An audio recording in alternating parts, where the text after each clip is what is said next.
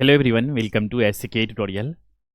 आज के इस एपिसोड में हम लोग देखेंगे आईओसीएल जूनियर इंजीनियर एग्जामिनेशंस के प्रीवियस ईयर क्वेश्चन पेपर को। आप सभी लोग को पता है कि हमारे पास जो बैचेज चल रहे हैं अभी इलेक्ट्रिकल इंजीनियरिंग, इंस्ट्रूमेंटेशन इंजीनियरिंग और केमिकल इंजीनियरिंग वाले कैंडिडेट के लिए। तो आज के इस सेशन में मैं स्पेशली बात करने वाला हूँ इंस्ट्रूमेंटेशन इंजीनियरिंग के प्रीवियस ईयर क्वेश्चन पेपर के बारे में। इसके सॉल्यूशंस को भी देखेंगे, लेकिन प्रीवियस ईयर क्वेश्चन पेपर को सॉल्व करने से पहले आप सभी को मैं एक ओवरव्यू दे दूंगा कि किस टॉपिक से क्वेश्चंस पूछे गए थे। मतलब कौन कौन से टॉपिक इंपॉर्टेंट हैं आपको पहले ही मैं बता दूंगा, ताकि आपको एक आइडिया लग जाए कि आपको क्या स्ट्रेटेजी को फॉलो करनी है। इसी तरह से इलेक्ट्रिकल इंजीनियरिंग और केमिकल इंजीनियरिंग के लिए भी मैं प्रीवियस के क्वेश्चन पेपर के सॉल्यूशंस कराने के लिए मैं सेशंस लाने वाला हूं आप सभी के लिए। इस वजह से आप सभी लोग हमारे साथ बने रहिएगा, जब जब सेशंस आएंगे डेफिनेटली कनेक्ट होइएगा। तो सबसे पहले हम लोग समझ लेते हैं यहाँ पर कि प्रीवियस ईयर क्वेश्चन पेपर को सॉल्व करना क्यों इंपॉर्टेंट है। थोड़ा सा एक ओवरव्यू ले लेते हैं और क्या फ़ायदा है।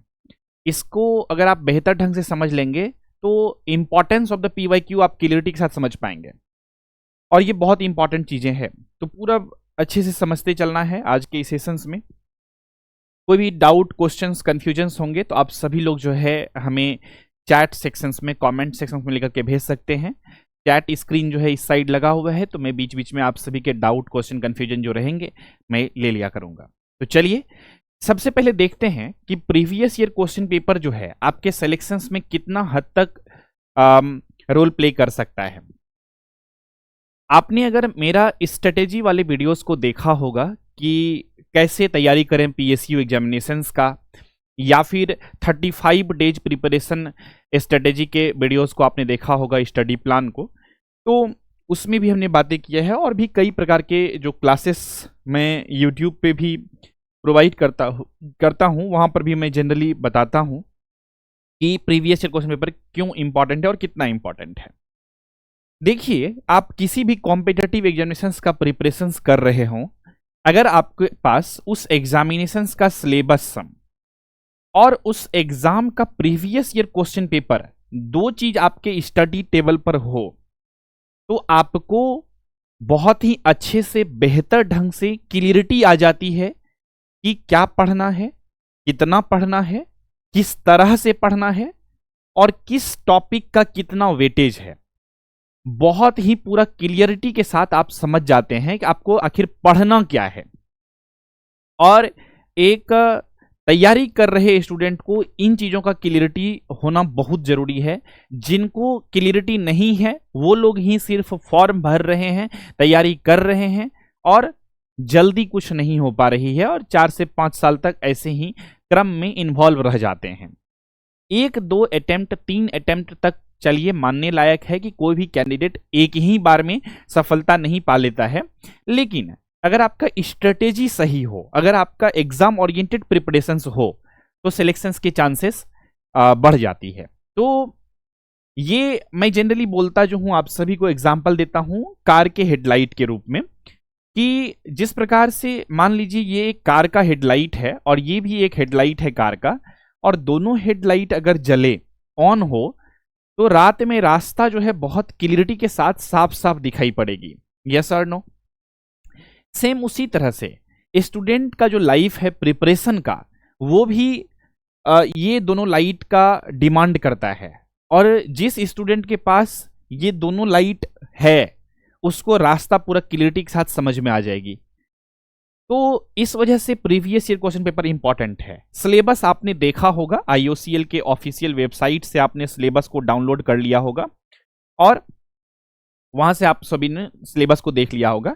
हालांकि जो आईओसीएल के ऑफिशियल वेबसाइट पे सिलेबस है वो डिटेल में एक्सप्लेन किया हुआ सिलेबस नहीं है, तो मैं उस सिलेबस को बहुत ही बेहतर ढंग से डिटेल में डिकोड करके आप सभी को बताऊंगा क्या पढ़ना है, क्या नहीं पढ़ना है। और प्रीवियस ईयर क्वेश्चन पेपर, तो ये प्रीवियस ईयर क्वेश्चन पेपर और आईओसीएल का जो ऑफिशियल सिलेबस है, इस दोनों को डिकोड करने के बाद जो है एक नया सिलेबस बनता है, वो मैं आप सभी को प्रोवाइड करने वाला हूं, जो कि उसके अकॉर्डिंग आप सभी को क्लासेस भी दी गई है। मतलब जो एग्जाम के लिए रिलीवेंट है वही चीजें पढ़नी है, क्योंकि हमें चाहिए सिलेक्शन। और मैं डे वन से ही स्टूडेंट को बोलता हूं कि पढ़ाई ऐसे कीजिए कि सिलेक्शंस हो। ठीक है, तो क्या किया जाए? तो हमने प्रीवियस ईयर क्वेश्चन पेपर को एनालिसिस किया है। कुछ इंपॉर्टेंट टॉपिक्स हैं जो हमें समझ में आई कि ये टॉपिक से क्वेश्चन पूछे गए हैं। और जनरली जब आप देखेंगे कोई भी कॉम्पिटिटिव एग्जामिनेशंस का क्वेश्चन पेपर मेकिंग प्रोसेस, तो आप ऐसा समझ पाएंगे कि 40 से 50% जो क्वेश्चंस होती है किसी भी कॉम्पिटिटिव एग्जामिनेशंस में, वो उस एग्जामिनेशंस के प्रीवियस ईयर क्वेश्चन पेपर के पैटर्न के बेसिस पे रहता है। भले ही question same to same repeat ना हो, लेकिन उस टॉपिक के इर्द गिर्द उस टाइप के क्वेश्चंस के पूछने का टोन, ये सभी चीजें सेम रहती है। इस वजह से मैं बोलता हूं कि प्रीवियस ईयर क्वेश्चन पेपर का एनालिसिस करना बहुत ही ज्यादा इंपॉर्टेंट है, जरूरी है।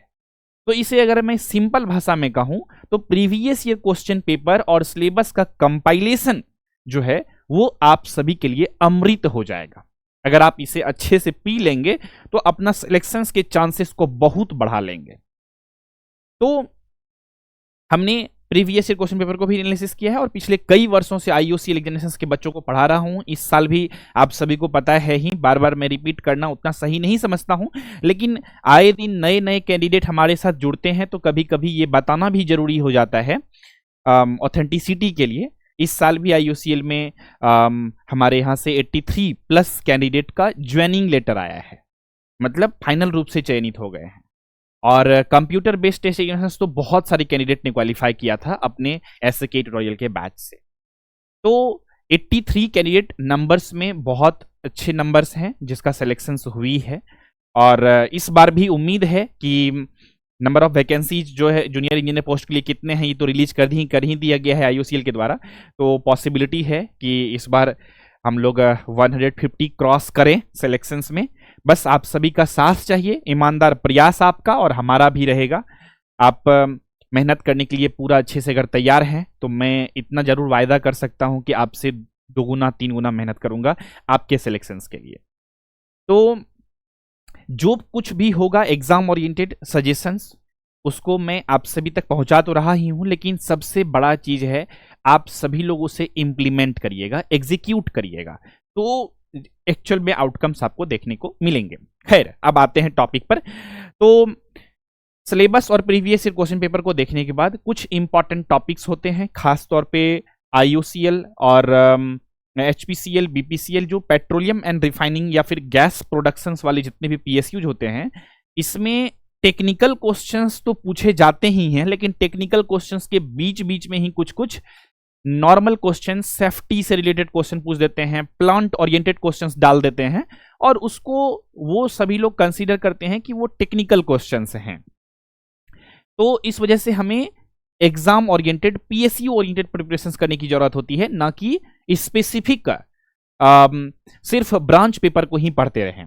तो खैर, अब आते हैं हम लोग टॉपिक पे। हम सभी को पता है कि एग्जामिनेशंस का जो पैटर्न है वो 2 पार्ट में है। पार्ट ए जो है आपका टेक्निकल रहने वाला है, जिसमें 50 एमसीक्यू क्वेश्चंस आप सभी को इस बार देखने को मिलेगा टेक्निकल से, यानी कि इंस्ट्रूमेंटेशन इंजीनियरिंग से। और पार्ट बी जो रहेगा वो आपका 50 एमसीक्यू क्वेश्चंस इसमें भी रहेगा, जिसमें कि आपका एप्टीट्यूड कह सकते हैं, एप्टीट्यूड पार्ट रहेगा। एप्टीट्यूड में आप सभी को पता है इसका जो मार्किंग का डिस्ट्रीब्यूशंस रहेगा, मैथ्स रहेंगे 20 क्वेश्चंस, रीजनिंग रहेंगे आप सभी के लिए, जनरल रीजनिंग के क्वेश्चंस रहेंगे 15 क्वेश्चन, और इंग्लिश के क्वेश्चंस आप सभी को यहां पर देखने को मिलेगा 15 क्वेश्चन।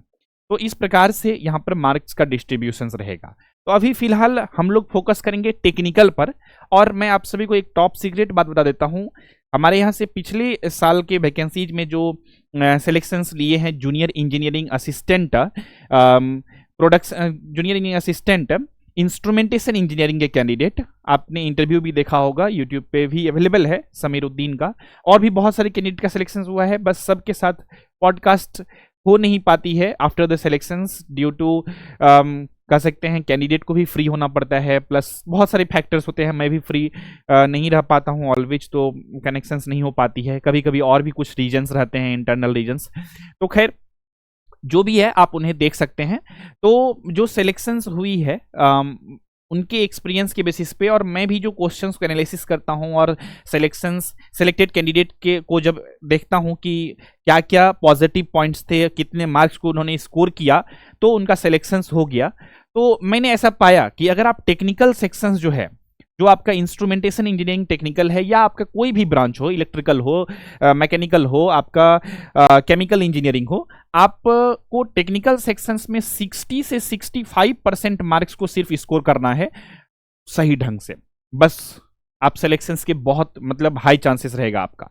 तो 60 से 65% करना है आपको इजी वे में। और जैसा कि हमने आपको स्टार्टिंग में ही बताया कि 50% क्वेश्चन जो रहता है वो प्रीवियस ईयर क्वेश्चन पेपर के पैटर्न, उसके लेवल, उसके टॉपिक के इर्द गिर्द क्वेश्चन आते हैं। इसीलिए स्मार्ट स्ट्रेटेजी को आपको फॉलो करके प्रिपरेशंस करनी है, ना कि ऐसे ही हवा में प्रिपरेशंस करना है। तो 60 से 65% मार्क्स आपको लाने का टारगेट ये मिनिमम रख लीजिए, और मैक्सिमम जितना हो सके। ऐसा थोड़े होगा कि एग्जाम में क्वेश्चंस अगर आ गया और आपको आंसर पता रहेगा और जान के कहेंगे नहीं मेरा 65% पुट गया है तो अब मैं क्वेश्चन सॉल्व नहीं करूंगा। ऐसा तो आप नहीं करेंगे, आपसे जितना क्वेश्चन बनेगा बनाएंगे। तो ये it's totally depends on the situations also कि किस टाइप के क्वेश्चंस आपके एग्जामिनेशंस में वहां पर देखने को मिलता है। ठीक है, तो पिछले साल का बात भी कुछ और था, क्योंकि एग्जामिनेशन पैटर्न कुछ और थे। क्योंकि आप सभी को पता है कि 75 क्वेश्चन पिछले साल टेक्निकल से आए थे और 25 क्वेश्चन नॉन टेक्निकल से आए थे, 100 मार्क्स के हुए थे। लेकिन इस बार 50-50 का रेशियो हो गया है। तो इस वजह से आप सभी डिप्लोमा इंस्ट्रूमेंट इंजीनियर को मैं कहना चाहूंगा कि दोनों चीजों का वेटेज आपको इक्वली देकर के चलनी है। आपको ऐसा नहीं है कि टेक्निकल का एक क्वेश्चन सॉल्व करेंगे तो 2 मार्क्स मिल जाएगा और नॉन टेक्निकल का एक क्वेश्चन सॉल्व करेंगे तो 1 मार्क्स ही मिलेगा। आपको दोनों को इक्वल वेटेज देकर के सॉल्व करनी है। प्रैक्टिस ज्यादा करना है। नॉन टेक्निकल सेक्शंस में आपका 50 क्वेश्चन में 45 प्लस मार्क्स का डेफिनेटली टारगेट लेकर चलनी है अगर सिलेक्शन चाहिए तो।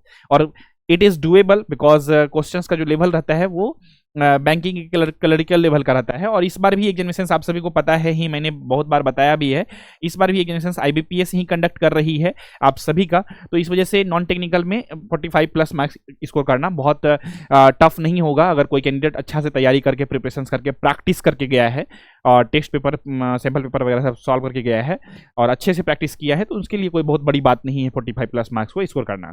और इधर आप अगर 35 प्लस मार्क्स भी स्कोर कर लेते हैं टेक्निकल में तो आपका ठीक ठाक स्कोर बन जाएगा, आपका टफ के अंदर आने की संभावनाएं में रहेंगे। क्योंकि इस बार एग्जामिनेशन में निगेटिव मार्किंग स्कीम भी कर दी गई है, -0.25 मार्क्स का। अगर एक क्वेश्चन आपका गलत होता है तो 0.25 मार्क्स का क्या हो जाएगा, निगेटिव हो जाएगा। तो ये सभी बातें तो आप लोग जानते ही हैं।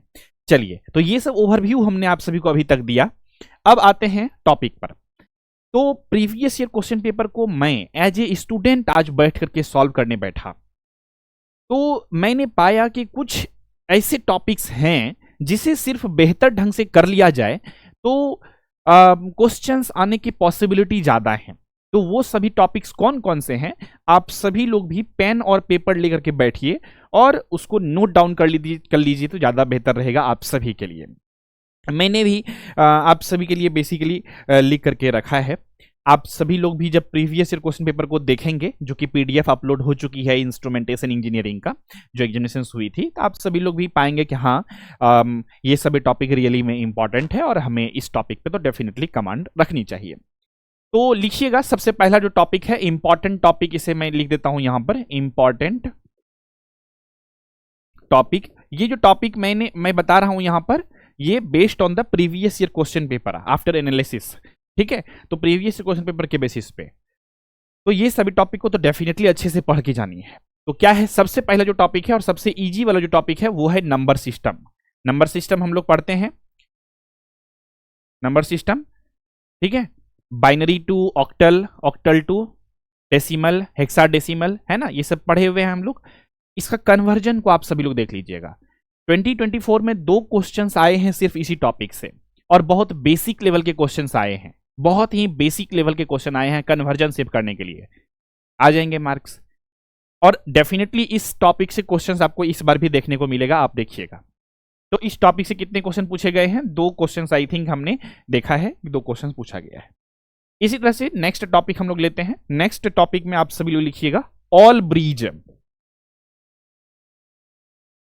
ऑल ब्रिज, जितने भी ब्रिज है, व्हीटस्टोन ब्रिज है, इसके बाद कैल्विन जो है वो टेम्परेचर कैल्विन्स ब्रिज है, और भी व्हीटस्टोन ब्रिज तो हमने बताया ही है, वेन ब्रिज है, ठीक है। तो जितने भी टाइप्स के ब्रिज हैं, कौन कौन से ब्रिज का यूज किस चीज के लिए करते हैं, उसका एडवांटेज डिसएडवांटेज, ठीक है, और सारा टाइप्स के ब्रिज को हमने पढ़ाया है इंस्ट्रूमेंट मेजरमेंट सब्जेक्ट वाले फोल्डर में, उससे आप लोग देख लीजिए। सारे ब्रिज को आपको पढ़ लेना है, और क्वेश्चन बहुत डेप्थ में ब्रिज से रिलेटेड नहीं आते हैं, जस्ट आते हैं कि लो रेजिस्टेंस मेजर करने के लिए कौन से ब्रिज का यूज करते हैं, हाई रेजिस्टेंस को मेजर करने के लिए कौन से ब्रिज यूज करते हैं, कुछ इस टाइप के क्वेश्चंस आपको देखने को मिलते हैं प्रीवियस क्वेश्चन पेपर में। That's why I am saying कि आपको जितने भी ब्रिज पढ़ाए गए हैं उस ब्रिज को बहुत ही बेहतर ढंग से आपको रिवाइज कर लेनी है, ताकि एग्जाम में अगर क्वेश्चन दिखे तो ये रिग्रेट ना रहे कि ओह ये तो बहुत इजी टॉपिक था, इसको अगर करके आता तो ये क्वेश्चन नहीं छूटता। तो ये अफसोस नहीं आना चाहिए। यहां से भी हमको 2 क्वेश्चंस आई थिंक देखने को मिला था ब्रिज रिलेटेड। इसके बाद आपका आता है नेक्स्ट टॉपिक जो है वो micro processor.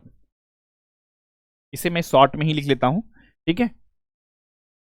Micro processor, micro processor से भी बेसिक टाइप के क्वेश्चन आते हैं। एक था नंबर ऑफ ऑपकोड्स पूछे गए थे कि माइक्रो प्रोसेसर में कितना होता है, और 246 होता है, आप सभी को पता है। और माइक्रो प्रोसेसर से रिलेटेड बेसिक क्वेश्चंस आपसे पूछेंगे, तो उसको आपको रिवीजन कर लेना है। तो इसमें बहुत ज़्यादा डेप्थ में जाकर के माइक्रो प्रोसेसर में पढ़ने की आवश्यकता नहीं है, आपको बेसिक पढ़ लेना है, बेसिक रीडिंग मार लेना है। आपको उतना पढ़ाया गया है बैच के अंदर, वो सभी क्लासेस को आपको बेहतर ढंग से देखनी है, और इसको कंप्लीट रूप से माइक्रो प्रोसेसर का रिवाइज कर लेना है। जो नोट्स अपलोड की गई है उस नोट्स को भी आप देख करके क्विक रिवीजन कर सकते हैं, और एग्जाम ओरिएंटेड आपका प्रिपरेशन हो जाएगी सिर्फ उस नोट्स को अगर आप करेंगे तो।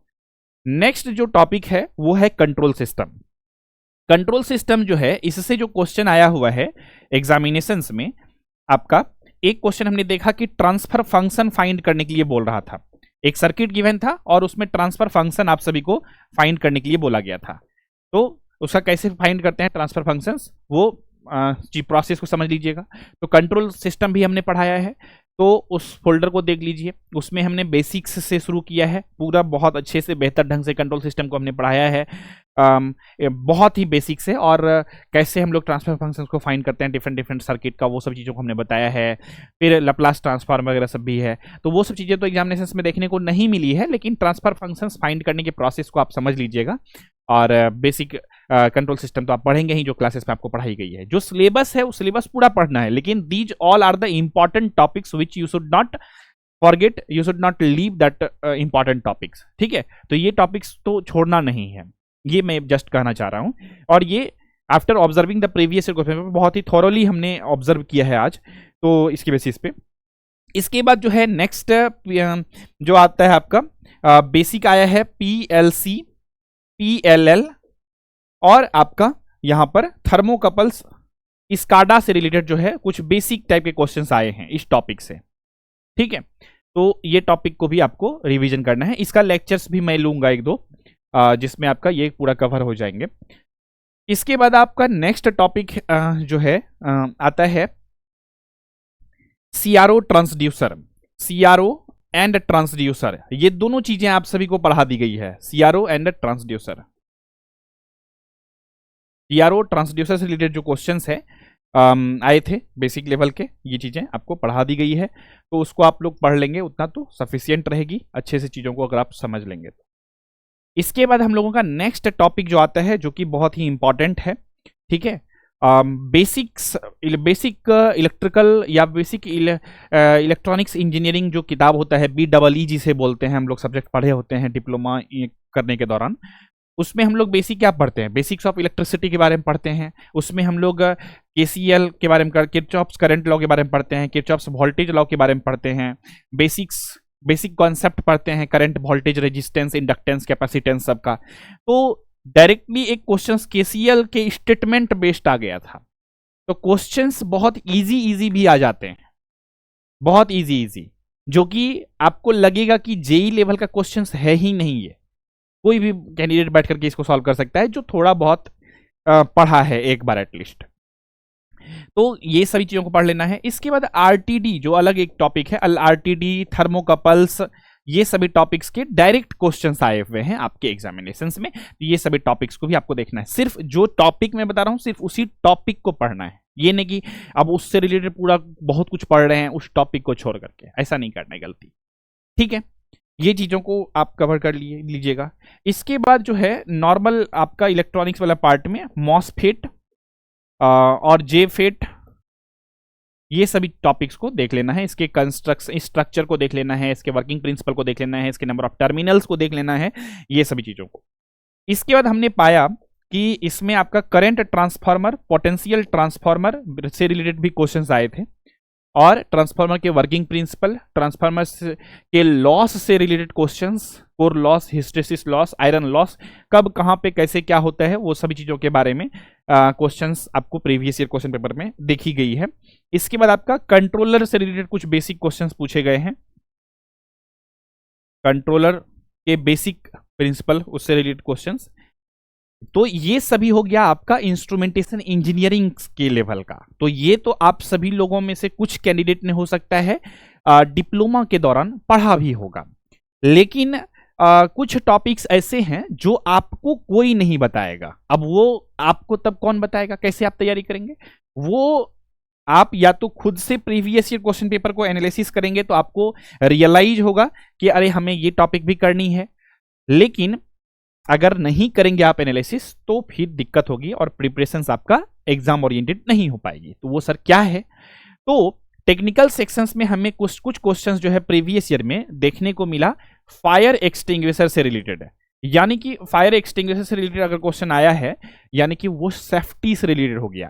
तो प्लांट ओरिएंटेड सेफ्टी से रिलेटेड क्वेश्चन जो है आपका एग्जामिनेशंस में पूछा जाता है। ठीक है, तो इस चीजों का देखना है।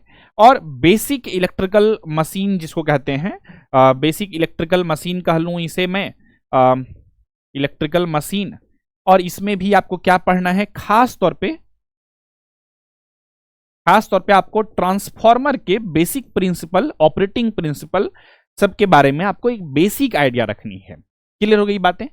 तो ये सभी टॉपिक है। और प्लांट रिलेटेड क्वेश्चंस में आपको सेफ्टी वगैरह से रिलेटेड, इन्वायरमेंट से रिलेटेड, प्लांट के थोड़ा बहुत आपका टेक्निकल अगर रिलेट करेगा प्लांट रिलेटेड, जैसे कि बल्ब वगैरह सबसे रिलेटेड भी क्वेश्चंस पूछे गए हैं कि कौन से बल्ब का यूज करते हैं। क्वेश्चंस हमने देखा था, अभी प्रीवियस क्वेश्चन पेपर हम लोग सॉल्व करेंगे तो उसमें भी क्लियरिटी आएगा कि कौन सा क्वेश्चंस है प्लांट रिलेटेड, जो कि आपके टेक्निकल से भी थोड़ा बहुत रिलेटेड रहेगा और प्लांट से भी रिलेटेड रहेगा। तो उस टाइप के क्वेश्चंस भी पूछे जाएंगे, उसको कहते हैं प्लांट ओरिएंटेड प्रिपरेशंस।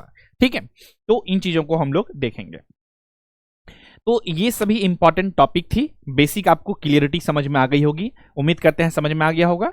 चलिए अब हम लोग देखते हैं प्रीवियस ईयर क्वेश्चन पेपर को डायरेक्टली और सॉल्व करते हैं, उससे कुछ कुछ कॉन्सेप्ट को समझते हैं और आप लोगों को क्या अपना टेम्परामेंट या अपना थिंकिंग लेवल रखना चाहिए during solving the previous year question paper.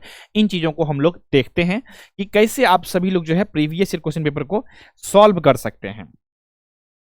तो मैं यहां पर ओपन कर लेता हूं प्रीवियस ईयर क्वेश्चन पेपर को।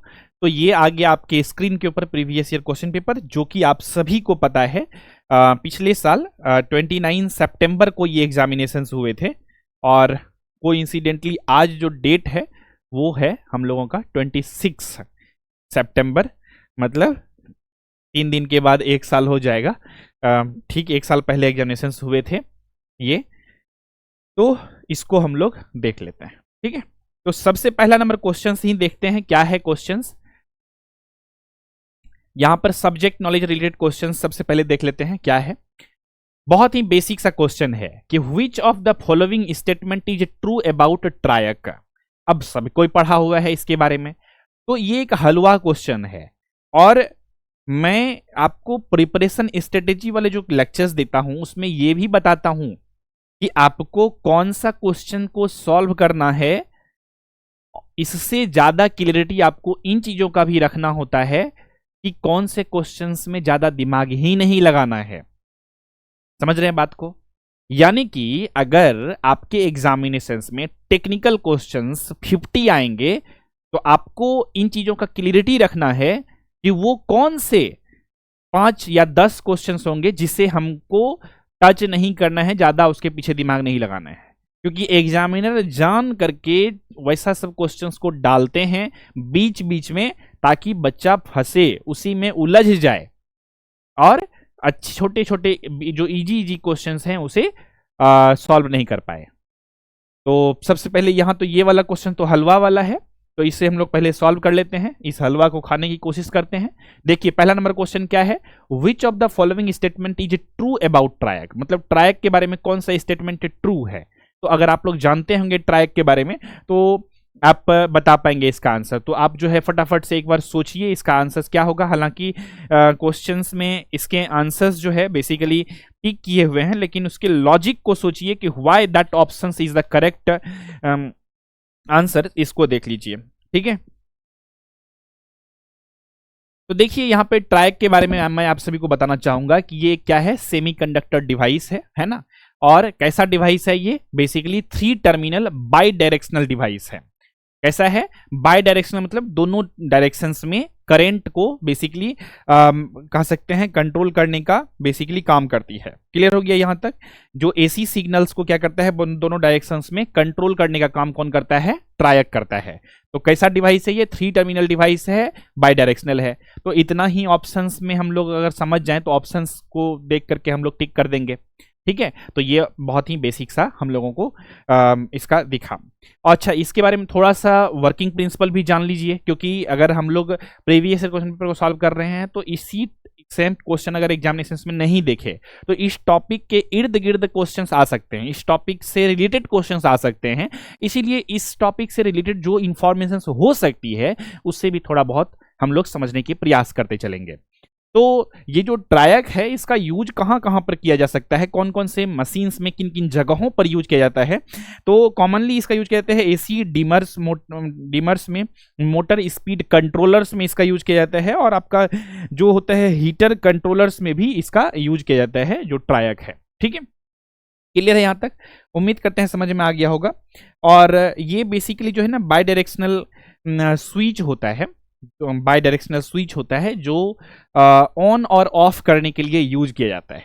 ठीक है, तो इतना इंफॉर्मेशन सफिशियंट है और आपको एक बेसिक क्लियरिटी आ गई होगी। जो भी कैंडिडेट ने इस एग्जामिनेशन को दिया है सही ऑप्शंस को चूज किया था। चलिए अगला क्वेश्चन देखते हैं, कहते हैं which type of cameras are often used in distributed control system, मतलब कहते हैं control system DCS to monitor processes. कौन से टाइप का कैमरा का यूज किया जाता है distributed control system DCS to monitor the processes. तो thermovision cameras, security cameras, high speed cameras या डिजिटल कैमराज। तो थोड़ा सा अगर आप लोग ऑप्शंस को सोच पा रहे हैं तो सोचने का कष्ट करिए, ऐसे तो आंसर्स है ही, लेकिन व्हाई लॉजिक थोड़ा सा सोचने की कोशिश करिए। इसके बाद मैं इसको एक्सप्लेन करता हूं कि why option number A is the correct answer. ठीक है, सोच लीजिए। देखिए जो थर्मोविजन्स कैमरा होता है ये एक्चुअल में डिजिटल कुछ चेंज हो रहा होता है तो उसको भी ये ऑब्जर्व कर लेता है। ठीक है, तो ये इसीलिए थर्मोविजन्स कैमरा का यूज किया जाता है। सिक्योरिटी कैमरा और हाई स्पीड कैमरा जो डिजिटल कैमरा जो आप देख रहे हैं, ये जो 3 BCD ऑप्शंस है, ये सभी कैमरा को जो कह सकते हैं सिग्नल्स में कुछ चेंजेज हो रहा है उसको डिटेक्ट करने के लिए नहीं बनाया गया है, ये सिक्योरिटी पर्पस के लिए यूज करते हैं। लेकिन थर्मोविजन्स कैमरा से हम लोग आइडेंटिफाई कर सकते हैं कुछ डेटा में चेंज हो रहा है, कुछ सिग्नल्स फ्रीक्वेंसी में कुछ चेंजेज हो रहा है, उसे हम लोग ऑब्जर्व करने के लिए थर्मोविजन्स कैमरा का यूज करते हैं। तो ये ऑप्शन नंबर ए होगा इसका करेक्ट आंसर। आगे देखते हैं, अगला क्वेश्चन है कि dash produces an EMF due to the temperature difference at the junction of 2D similar metals. आप सभी को पता है कि थर्मोकपल जो होता है प्रोड्यूस करता है EMF को, EMF मतलब वोल्टेज को वो प्रोड्यूस करता है जब क्या होता है टेम्परेचर डिफरेंस जो होता है किसी भी जंक्शंस पे 2 डिसिमिलर मेटल्स का। तो इसका ऑप्शन नंबर ए जो होगा वो करेक्ट आंसर होगा, थर्मोकपल। ये बेसिक बेसिक कॉन्सेप्ट, बेसिक बहुत बहुत बेसिक टाइप का क्वेश्चन है, तो ये सभी क्वेश्चंस नहीं छूटना चाहिए अगर आपको फिर से इस प्रकार के क्वेश्चन एग्जामिनेशंस में दिख जाए तो, है ना। चलिए, तो थर्मोकपल के बारे में थोड़ा बहुत और डिटेल में हम लोग इन्फॉर्मेशन को जान लेते हैं, समझ लेते हैं। ठीक है, कि यहाँ पर जो है जब टेम्परेचर जो होता है, डिफरेंस जो होता है मेजरिंग जंक्शंस का एंड द रेफरेंस जंक्शन जो होता है ईएमएफ उसका प्रोड्यूस्ड होता है, तो इसी इफेक्ट को हम लोग सीबैक इफेक्ट भी बोलते हैं। ठीक है, जो ईएमएफ प्रोड्यूस होती है टेम्परेचर डिफरेंस, यहाँ पे आपका टेम्परेचर डिफरेंस के वजह से, तो इसी इफेक्ट को हम लोग सीबैक इफेक्ट भी बोलते हैं। तो इससे रिलेटेड भी क्वेश्चंस आपको देखने को मिल सकती है आपके एग्जामिनेशंस में। क्लियर हो गया बातें? तो आपको बेसिकली यहाँ पर जो याद रखना है, जो ईएमएफ होता है can be measured is proportional to the temperature difference. तो ईएमएफ जो यहाँ पर प्रोड्यूस होता है, ईएमएफ को अगर मेजर करना है तो ये डायरेक्टली प्रोपोर्शनल होता है टेम्परेचर डिफरेंस का। तो मैथमेटिकली अगर हम लोग इसे लिखें तो बोल सकते हैं EMF is directly proportional to the temperature difference. Temperature difference बोल सकते हैं अगर हमें क्या निकालना हो, बेसिकली ईएमएफ को फाइंड करना हो तो। ठीक है, तो ये बेसिक चीजें होती है। खैर, नेक्स्ट क्वेश्चन की ओर अब मूव करते हैं। नेक्स्ट क्वेश्चन हम लोग का 4 नंबर है। क्या है? कहता है कि in a series RLC circuit the resonant frequency is 500 hertz, which of the following statement is are correct. यहाँ पे ऑप्शंस दिए गए हैं। तो इस क्वेश्चन को सॉल्व करने से पहले मैं आप सभी को कुछ बेसिक कॉन्सेप्ट देना चाहूंगा, जिससे आपको ये क्वेश्चन सॉल्व करना थोड़ा सा आसान हो जाए, क्योंकि ये जो क्वेश्चंस आपने अभी देखा ये थोड़ा न्यूमेरिकल टाइप का लगा। न्यूमेरिकल सॉल्व करने के लिए आपका अगर कॉन्सेप्ट क्लियर है तो पूरा बेहतर ढंग से आप चीजों को हैंडल कर लेंगे, ये हमें पूरा यकीन है। ठीक है, तो जस्ट फॉर द क्लियरिफिकेशंस अगेन हम क्वेश्चंस दिखाना चाहेंगे। क्वेश्चन में क्या कह रहा है कि एक जो है सीरीज आरएलसी सर्किट है। कैसा सर्किट है? सीरीज में रेजिस्टेंस, इंडक्टेंस और कैपेसिटेंस जुड़ा हुआ है और रिजोनेंट फ्रीक्वेंसी उसका दिया हुआ है 500 hertz. Which of the following statement is correct? कहता है एट द फ्रीक्वेंसी इतना। तो मतलब ये चीज बेसिक समझ गए हैं, आरएलसी सर्किट है जो सीरीज है और रिजोनेंट फ्रीक्वेंसी है, इतना समझ करके हम लोग आते हैं। ठीक है, तो सर्किट कैसा है? आरएलसी सर्किट है। ठीक है, ध्यान से समझिएगा अच्छे से। इसके बाद यहां पर आपका रिजोनेंट फ्रीक्वेंसी यानी कि एफ आर कितना दिया हुआ है? 500 हर्ट्ज गिवन है। ठीक है, और कंडीशन दिया हुआ है कि ये रिजोनेंट फ्रीक्वेंसी है। तो at wait a minute, resonant के केस में बेसिकली जो होती है आपका, wait a minute,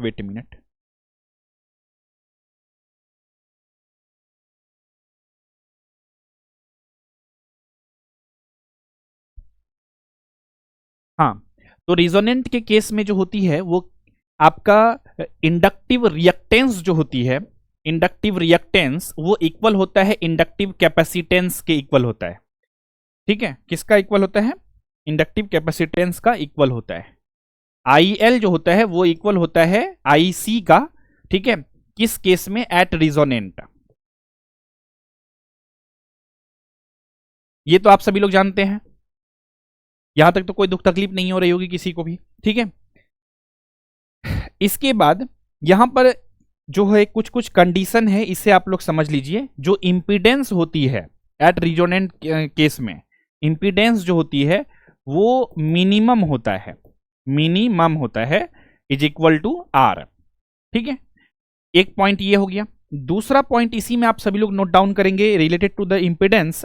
circuit current जो होता है इसका मैक्सिमम होता है एट रिजोनेंट केस में।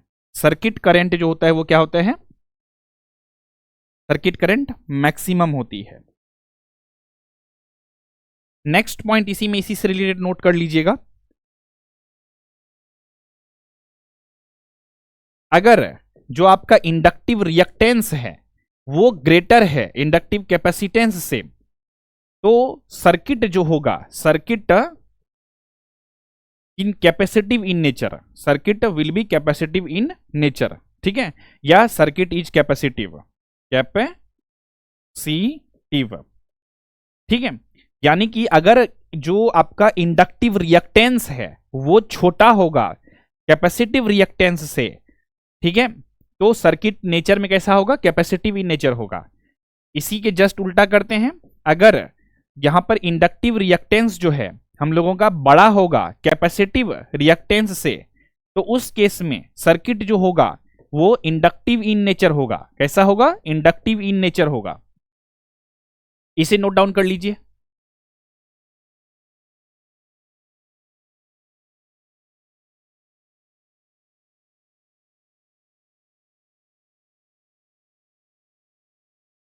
और वोल्टेज जो होता है अक्रॉस कैपेसिटेंस, मतलब कैपेसिटेंस और इंडक्टेंस के अक्रॉस जो वोल्टेज होगा, इसे नोट डाउन करना चाहते हैं तो नोट डाउन कर लीजिए। वोल्टेज अक्रॉस, पॉइंट लिख करके बना करके लिख लीजिए इसमें, voltage across capacitance and inductance at resonance can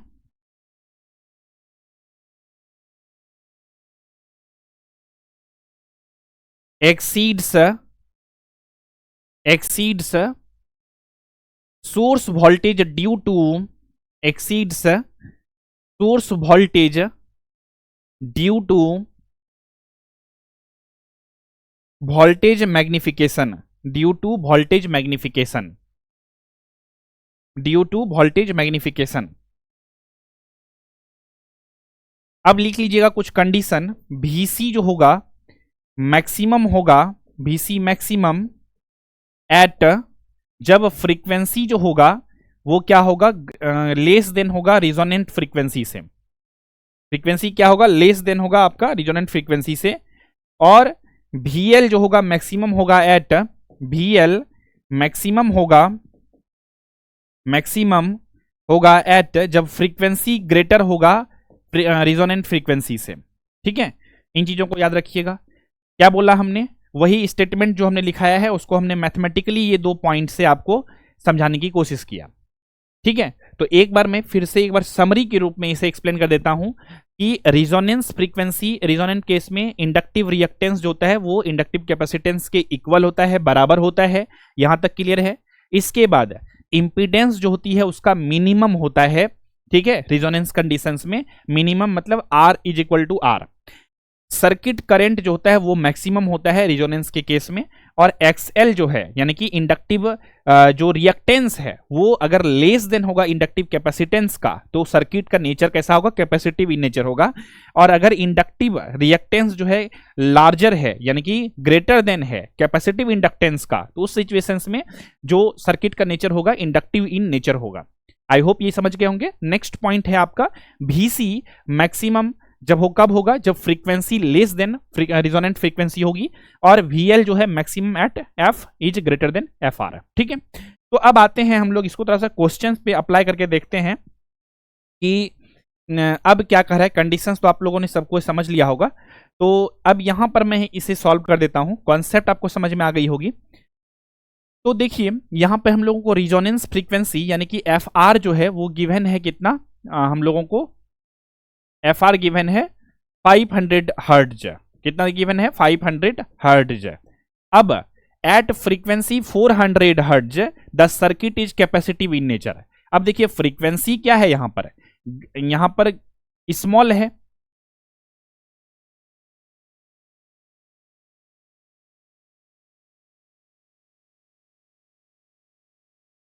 resonant frequency जो है हमें कितना गिवन है यहाँ पे 500 हर्ट्ज गिवन है। और हम लोगों को कंडीशन है कि ये जो फ्रीक्वेंसी है, जो फ्रीक्वेंसी 400 हर्ट्ज है, ये लेस देन अगर रिजोनेंट फ्रीक्वेंसी हुआ, मतलब कि 400 इधर है और ये 500 है रिजोनेंट फ्रीक्वेंसी हमें गिवन, तो सर्किट का नेचर कैसा होगा? कैपेसिटिव इन नेचर होगा। यानी कि ये वाला स्टेटमेंट हम लोगों का क्या है? सही है, कैपेसिटिव इन नेचर कह रहा है, जो कि अच्छा बात है, हमने अभी वही पढ़ा है। इसके बाद फिर देखिए एट फ्रीक्वेंसी 300 हर्ट्ज, तो 300 हर्ट्ज पे बात करेंगे तो ये क्या है? अभी भी तो 500 से छोटा ही है ना ये, तो यानी कि इसका नेचर जो होगा ये स्टील है, यानी कि अभी भी ये नेचर कैसा होगा इसका? कैपेसिटिव इन नेचर ही होगा इसका। ठीक है, लेकिन क्वेश्चन में यहाँ पे ऑप्शन में क्या कह रहा है कि the circuit is in inductive in nature, जो कि ये ऑप्शन गलत है, क्योंकि अभी भी ये स्टील क्या है? Capacitive in nature. कब होता है इंडक्टिव इन नेचर? जब ये 500 से ये वैल्यू ज्यादा बड़ा होता। तो क्लियर हो गया? ठीक है, नेक्स्ट देखते हैं द मैक्सिमम वोल्टेज, यानी कि वोल्टेज अक्रॉस द कैपेसिटर, यानी कि VC जो है वो कहता है the capacitor alone occurs at frequency, यानी कि 500 से छोटा होगा तो VC होगा। हाँ सही, बिल्कुल सही बात है कि फ्रीक्वेंसी जो होगा ऐसे करके है FR का, तो ये कंडीशन फुलफिल कर रहा है। और ये वाला कंडीशन जो है VL वाला, ये ग्रेटर देन यहाँ पर कर रहा है 500 से। तो अगर इसमें करेंगे हम लोग यहाँ पर इस तरह से, मैं बता देता हूँ, frequency is greater then resonant frequency, तो ये दोनों, ये कंडीशन यानी कि C नंबर और D नंबर कंडीशन को फुलफिल कर रहा है और B नंबर सिर्फ फुलफिल नहीं हो रहा है। तो यानी A, C और D, यानी कि ऑप्शन नंबर B जो होगा इसका करेक्ट आंसर होगा। आई होप आप समझ गए होंगे। अगर नहीं समझे हैं तो आप जो है नोट्स यहाँ से आप बोर्ड पर जो है, जो हमने यहाँ पर लिखाया है, इस नोट्स को थोड़ा सा नोट डाउन कर लीजिए, एक बार क्विक रिविजन कर लीजिए, आपको क्लियरिटी के साथ समझ में आ जाएगी इस क्वेश्चन के कॉन्सेप्ट। ठीक है, तो चलिए अब हम लोग देखते हैं अगला टाइप के क्वेश्चंस को सॉल्व करते हैं, जो कि आपके स्क्रीन के ऊपर यहाँ पर ये रहा नेक्स्ट आपका टाइप क्वेश्चन। ठीक है, क्वेश्चन है which of the following is not a pattern of A ball bulb. यही क्वेश्चन जो है इंडस्ट्री रिलेटेड क्वेश्चन से है, मतलब PSU एग्जाम ओरिएंटेड क्वेश्चन है। PSU चूंकि IOCL जो है आप सभी को पता है कि IOCL में क्या होता है, प्रोडक्शन पेट्रोलियम का है ना, गैस का, ये सब चीज़ों का ना, लिक्विड वाली चीज़ों का प्रोडक्शन होता है। तो यहाँ पर बेसिकली जो पाइप होता है, पाइपलाइन होता है, उससे लिक्विड का फ्लो कराया जाएगा। तो अब लिक्विड में बल्ब डिफरेंट डिफरेंट टाइप का यूज करते हैं हम लोग पाइप में, तो वो क्या क्या चीजें होती है, तो वही कहते हैं which of the following is not a pattern of ball bulb. तो बल्ब है ना ये, मतलब हम लोग जो पाइपलाइन होती है उसमें लिक्विड को कंट्रोल करने के लिए बल्ब यूज करते हैं, है कि नहीं है। तो अलग अलग टाइप्स के होते हैं। तो यहाँ पर जो है हम लोग जो देख रहे हैं ये जो बॉल बल्ब है, बॉल बल्ब है ये, तो बॉल बल्ब अलग अलग टाइप का होता है। कौन कौन से टाइप का होता है, रिड्यूस्ड पोर्ट, फुल पोर्ट और वेंचर पोर्ट, ये अलग अलग टाइप के बॉल होते हैं। लेकिन जो क्वेश्चन में क्या कर रहा है कि विच of the following is not pattern, कौन नहीं है, तो बॉल बल्ब जो है ये सभी टाइप्स के होते हैं, लेकिन रेक्टेंगुलर पोर्ट टाइप के नहीं होते हैं। रेक्टेंगुलर पोर्ट टाइप के बल्ब का यूज हम लोग इंडस्ट्री में, PSUs में कहीं पर भी यूज नहीं करते हैं, क्योंकि इस टाइप के कोई बल्ब होता ही नहीं है। ठीक है, तो इसीलिए ऑप्शन नंबर D जो होगा करेक्ट आंसर होगा। थोड़ा सा हम लोग ओवरव्यू ले लेते हैं कि रिड्यूस्ड पोर्ट, फुल पोर्ट और वेंचर पोर्ट जो है इसका यूज कहाँ पर होता है, किस प्रकार से होती है। इसको अगर आप चाहें तो नोट डाउन करना चाहें तो नोट डाउन कर लीजिए। मैं आप सभी को लिखा देता हूँ, नोट्स में आप लिख लीजिएगा, ज़्यादा सही रहेगा। जब आप रिवीजन करेंगे प्रीवियस क्वेश्चन पेपर को, तो वहाँ पर एक क्लियरिटी आएगा कि हाँ इस तरह के क्वेश्चंस भी आते हैं। तो इसे हम लोग टेक्निकल क्वेश्चंस फुली नहीं बोल सकते हैं, branch paper related questions fully नहीं बोल सकते हैं। इसे हम लोग बोल सकते हैं कि इंडस्ट्री रिलेटेड कुछ क्वेश्चंस पूछ दिए जाते हैं बीच बीच में, तो वो क्वेश्चंस आप लोग इसे एज्यूम कर सकते हैं। तो लिख लीजिएगा यहाँ पर फटाफट से आप सभी लोग लिखिएगा। फुल पोर्ट में यहां पे होता है मिनिमल प्रेशर ड्रॉप होता है इसमें, ठीक है, हाई फ्लो होता है, इसमें मिनिमल प्रेशर ड्रॉप होता है। लिखा दूं क्या, minimal pressure drop, minimal pressure drop, इसमें प्रेशर ड्रॉप कम होता है। ठीक है, और इसमें लिखिएगा next point, high flow, high flow और minimal loss, high flow and minimal loss. Loss कम होता है इसमें और बहुत तेजी से लिक्विड फ्लो करता है। ठीक है, ये बल्ब है एक प्रकार का, एक पाइप है ये, और पाइप में बल्ब यूज किया जाता है, बल्ब का टाइप है। ठीक है, घबराइएगा नहीं, समझ में नहीं आएगा तो। ठीक है, क्लियर है यहां तक।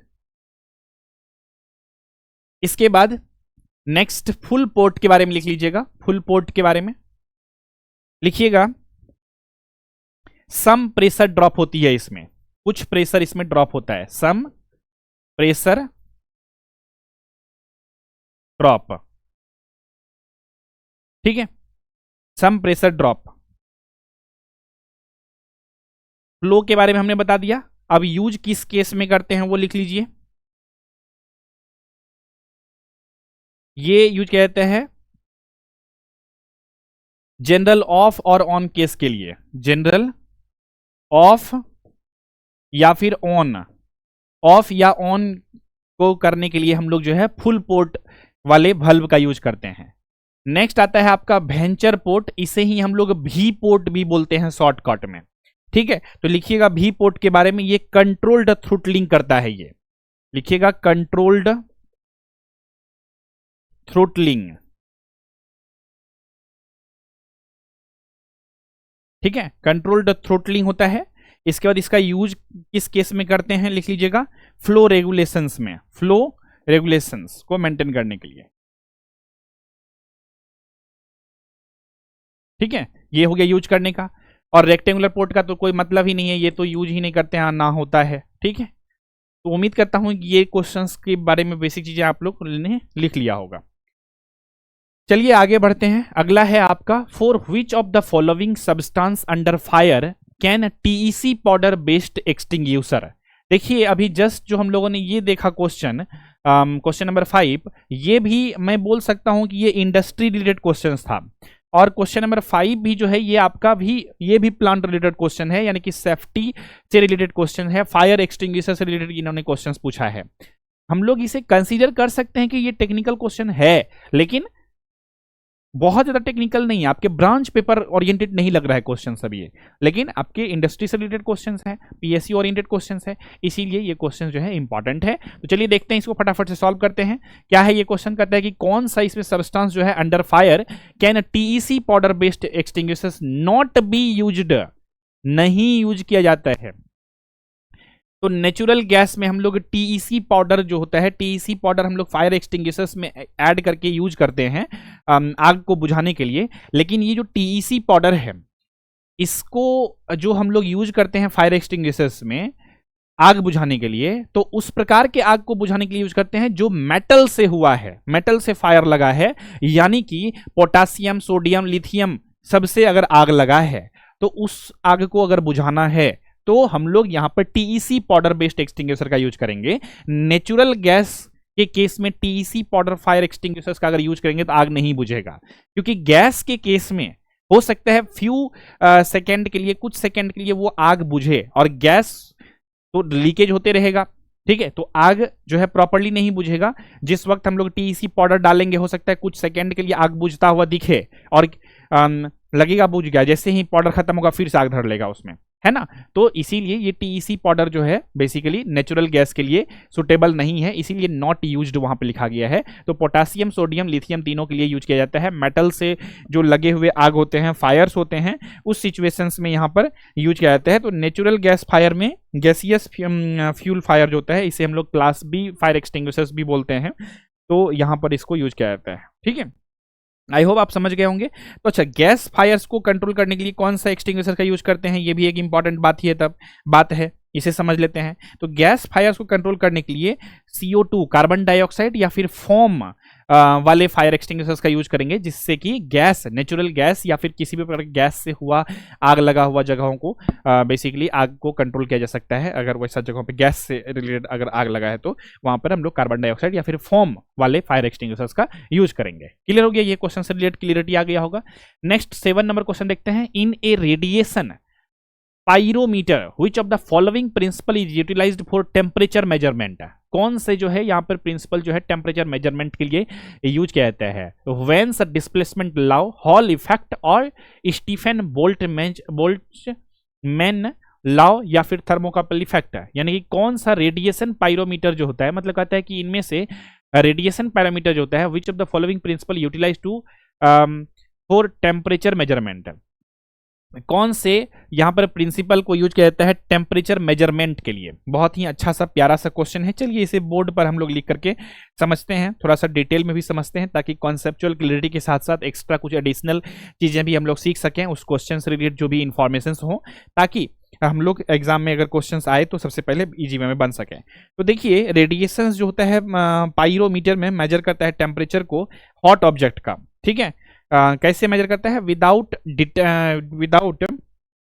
Detecting thermal radiation emitted. ठीक है, तो ये जो प्रिंसिपल होता है इसका, कौन से प्रिंसिपल पे ये काम करता है, E is equal to sigma और T⁴ होती है, इसी प्रिंसिपल पे ये काम करता है। और ये प्रिंसिपल क्या है, यही प्रिंसिपल आपका जो है, जो आंसर दिया हुआ था, क्या था आंसर आपका, बोल्ट्जमैन वाला यही प्रिंसिपल है, इसी प्रिंसिपल पे ये काम करता है। तो यहां पर ई क्या है, total radiant energy emitted per unit area.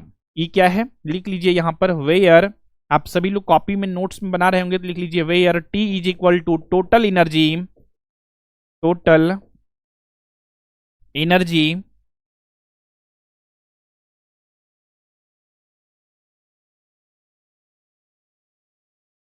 Total radiant energy कर लीजिएगा यहां पे, या मैं कर देता हूं, टोटल रेडिएंट एनर्जी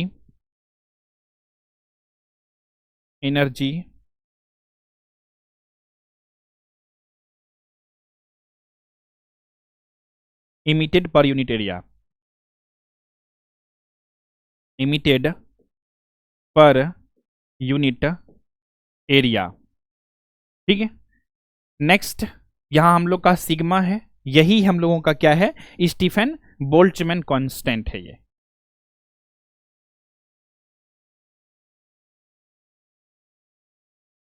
कांस्टेंट है, लिख लीजिए इसको। इसके बाद आपका क्या है, टी है, टी आप सभी को पता है ही, एब्सोल्यूट टेम्परेचर है, ये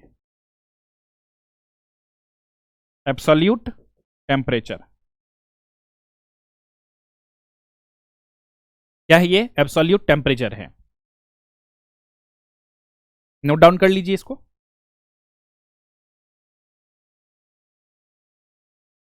तो ये हम लोगों का क्या समझ में आया, स्टीफन बोल्ट्जमैन कांस्टेंट का हम लोग यूज करते हैं पायरोमीटर कोट के टेम्परेचर को मेजर करने, रेडिएशन पायरोमीटर के टेम्परेचर को मेजर करने के लिए। लेकिन ये तो सही है, और सभी जो हम लोग का टोटल होगा ना यहाँ पे मिस्टेक से, टोटल, ठीक है, total radiant energy emitted per unit area, A यहाँ पे टी रिप्रेजेंट कर रहा है, टी नहीं है ये, ई है,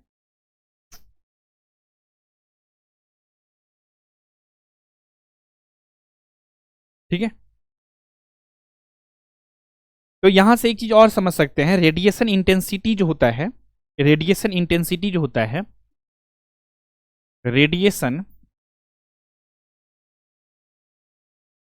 intensity is directly proportional to T to the power 4। ये चीजों को याद रखिएगा, नोट डाउन कर लीजिए। रेडिएशन इंटेंसिटी जो है वो डायरेक्टली प्रोपोर्शनल होता है किसका, टी टू द पावर 4 का, जो कि यूज किया जाता है कैलकुलेट करने के लिए टेम्परेचर को, is used to calculate temperature, ठीक है, is used to calculate temperature. Clear है, चलिए देखते हैं हम लोग, और भी रिमेनिंग ऑप्शंस भी यहां पर दिए गए हैं। ये तो हम लोग आंसर देखें कि स्टीफन बोल्ट्जमैन लॉ क्यों होगा, लेकिन यहाँ पर वेन्स डिस्प्लेसमेंट लॉ जो है ये क्या करता है, इसके बारे में भी थोड़ा सा समझ लेते हैं। तो देखिए इसका यूज किया जाता है ऑप्टिकल पायरोमीटर जो होता है for measuring temperature based on peak wavelength, peak wavelength के बेसिस पर, ठीक है, जो है यहाँ पर टेम्परेचर मेजर करने के लिए यूज करते हैं। कौन से पायरोमीटर का, ऑप्टिकल पायरोमीटर का। यहां पर हम लोग का रेडिएशन पायरोमीटर था, तो इसके लिए हम लोग स्टीफन बोल्ट्जमैन लॉ का यूज करते हैं, और वेन्स डिस्प्लेसमेंट लॉ जो है इसके लिए ऑप्टिकल पायरोमीटर अगर होगा तो उसका टेम्परेचर को मेजर करने के लिए हम लोग यूज करेंगे वेन्स डिस्प्लेसमेंट लॉ को, ठीक है। और ये कैसे मेजर करता है, based on the peak wave law, ठीक है। हॉल इफेक्ट जो होता है for measuring magnetic field, Hall effect का यूज करते हैं मैग्नेटिक फील्ड को मेजर करने के लिए। जो जो इंपॉर्टेंट बात मैं बताते चलता हूं, सारा बात तो मैं बोर्ड पे लिख नहीं रहा हूं, लेकिन आप लोग सुन करके अपने अपने कॉपी में नोट्स में बना करके लिख सकते हैं, क्योंकि आपके लिए इंपॉर्टेंट होगी जब आप रिवीजन करेंगे इस पीवाईक्यू को खुद से, तो इसीलिए इसको आप लोग नोट डाउन करके लिख लीजिएगा। इसके बाद थर्मोकपल इफेक्ट तो आप सभी को पता है ही, इसमें बोलने की आवश्यकता नहीं है। फॉर कॉन्टेक्ट टेम्परेचर मेजरमेंट के लिए यूज किया जाता है, दो डिफरेंट टाइप के मेटल्स को कनेक्ट करते हैं तो कनेक्ट करके, ठीक है। तो थर्मोकपल इफेक्ट ये होती है। तो होल इफेक्ट समझ गए, होल इफेक्ट में क्या होता है हम लोग बताया, हमने अभी जस्ट क्या बताया था हमने कि for measuring the magnetic field Hall effect use करते हैं। वेन्स डिस्प्लेसमेंट लॉ का कब यूज करते हैं, जब हम लोगों का जो ऑप्टिकल रेडिएशन, ऑप्टिकल पायरोमीटर होती है तो, और रेडिएशन पायरोमीटर के लिए स्टीफन बोल्ट्जमैन लॉ यूज करते हैं। बेसिक बातें हमने वहां पे ऑलरेडी डिस्कशन कर लिया है। चलिए अगला क्वेश्चन की ओर मूव करते हैं। बेसिक सा ये थ्योरेटिकल क्वेश्चंस है रिलेटेड टू द ट्रांसड्यूसर। कहते हैं which of the following can be considered as an advantage of a transducer. इसमें से कौन जो है advantage of the transducer consider किया जा रहा है, ये पूछा गया है क्वेश्चंस में आपसे। Limited applicability, low sensitivity to environmental condition, या वेरी हाई पावर डिसिपेशन। ये सभी गलत है। सही आंसर होगा high efficiency of energy conversion. तो हम लोग जो ट्रांसड्यूसर का यूज करते हैं, जो एडवांटेज है ट्रांसड्यूसर का, उसका इफिशियंसी ज्यादा होता है और एनर्जी कन्वर्जेंस जो होता है हाई होता है। नेक्स्ट है आपका ramp type digital voltmeter operate करता है on the principle of dash conversion. कौन से प्रिंसिपल पे वो कन्वर्ट करता है? तो देखिए ये जो ऑपरेट करता है, कोई भी अननोन इलेक्ट्रिकल सिग्नल को लेगा और उसको वो टाइम में कन्वर्ट कर देता है। यानी कि यहां पर कह सकते हैं वोल्टेज टू टाइम कन्वर्जन जो लिखा हुआ है ये है। ऑप्शन नंबर ए जो होगा इसका करेक्ट आंसर होगा। यानी कि जो यहाँ पे रैंप डीवीएम इसको बोलते हैं हम लोग, डिजिटल वोल्टमीटर को रैंप टाइप डीवीएम जो होगा, ये जो ऑपरेट करता है अननोन इलेक्ट्रिकल सिग्नल्स को लेगा और उसे कन्वर्ट कर देता है टाइम में, यानी कि वोल्टेज टू टाइम में कन्वर्जन करता है। तो ऑप्शन नंबर ए जो होगा इसका करेक्ट आंसर होगा।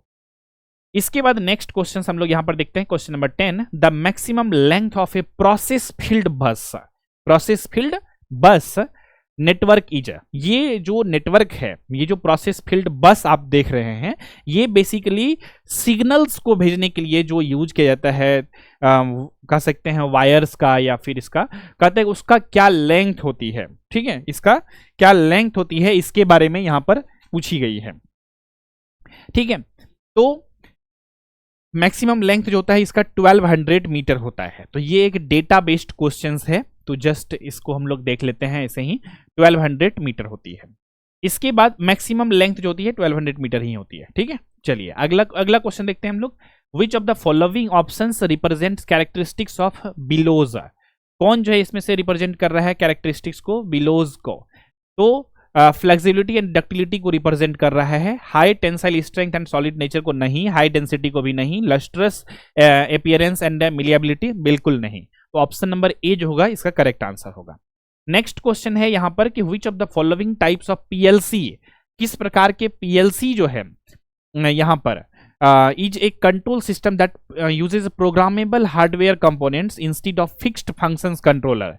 तो यहां पर मॉड्यूलर पीएलसी जो होता है उसका यूज किया जाता है, कॉम्पैक्ट पीएलसी का नहीं, और दोनों का भी नहीं। मतलब मॉड्यूलर और कॉम्पैक्ट चाहेंगे दोनों, तो दोनों का यूज नहीं होता है। और नाइदर मॉड्यूलर नॉर कॉम्पैक्ट, ये भी गलत है, सिर्फ मॉड्यूलर पीएलसी का यूज होता है। तो इस चीज को याद रखना है। बेसिक फैक्ट वाला क्वेश्चन है, इसलिए बहुत ज्यादा इसमें एक्सप्लेनेशंस की आवश्यकता नहीं है, तो जस्ट इसको नॉलेज के लिए समझ लेते हैं। नेक्स्ट क्वेश्चन है यहाँ पर आपका basic DC generator based question है।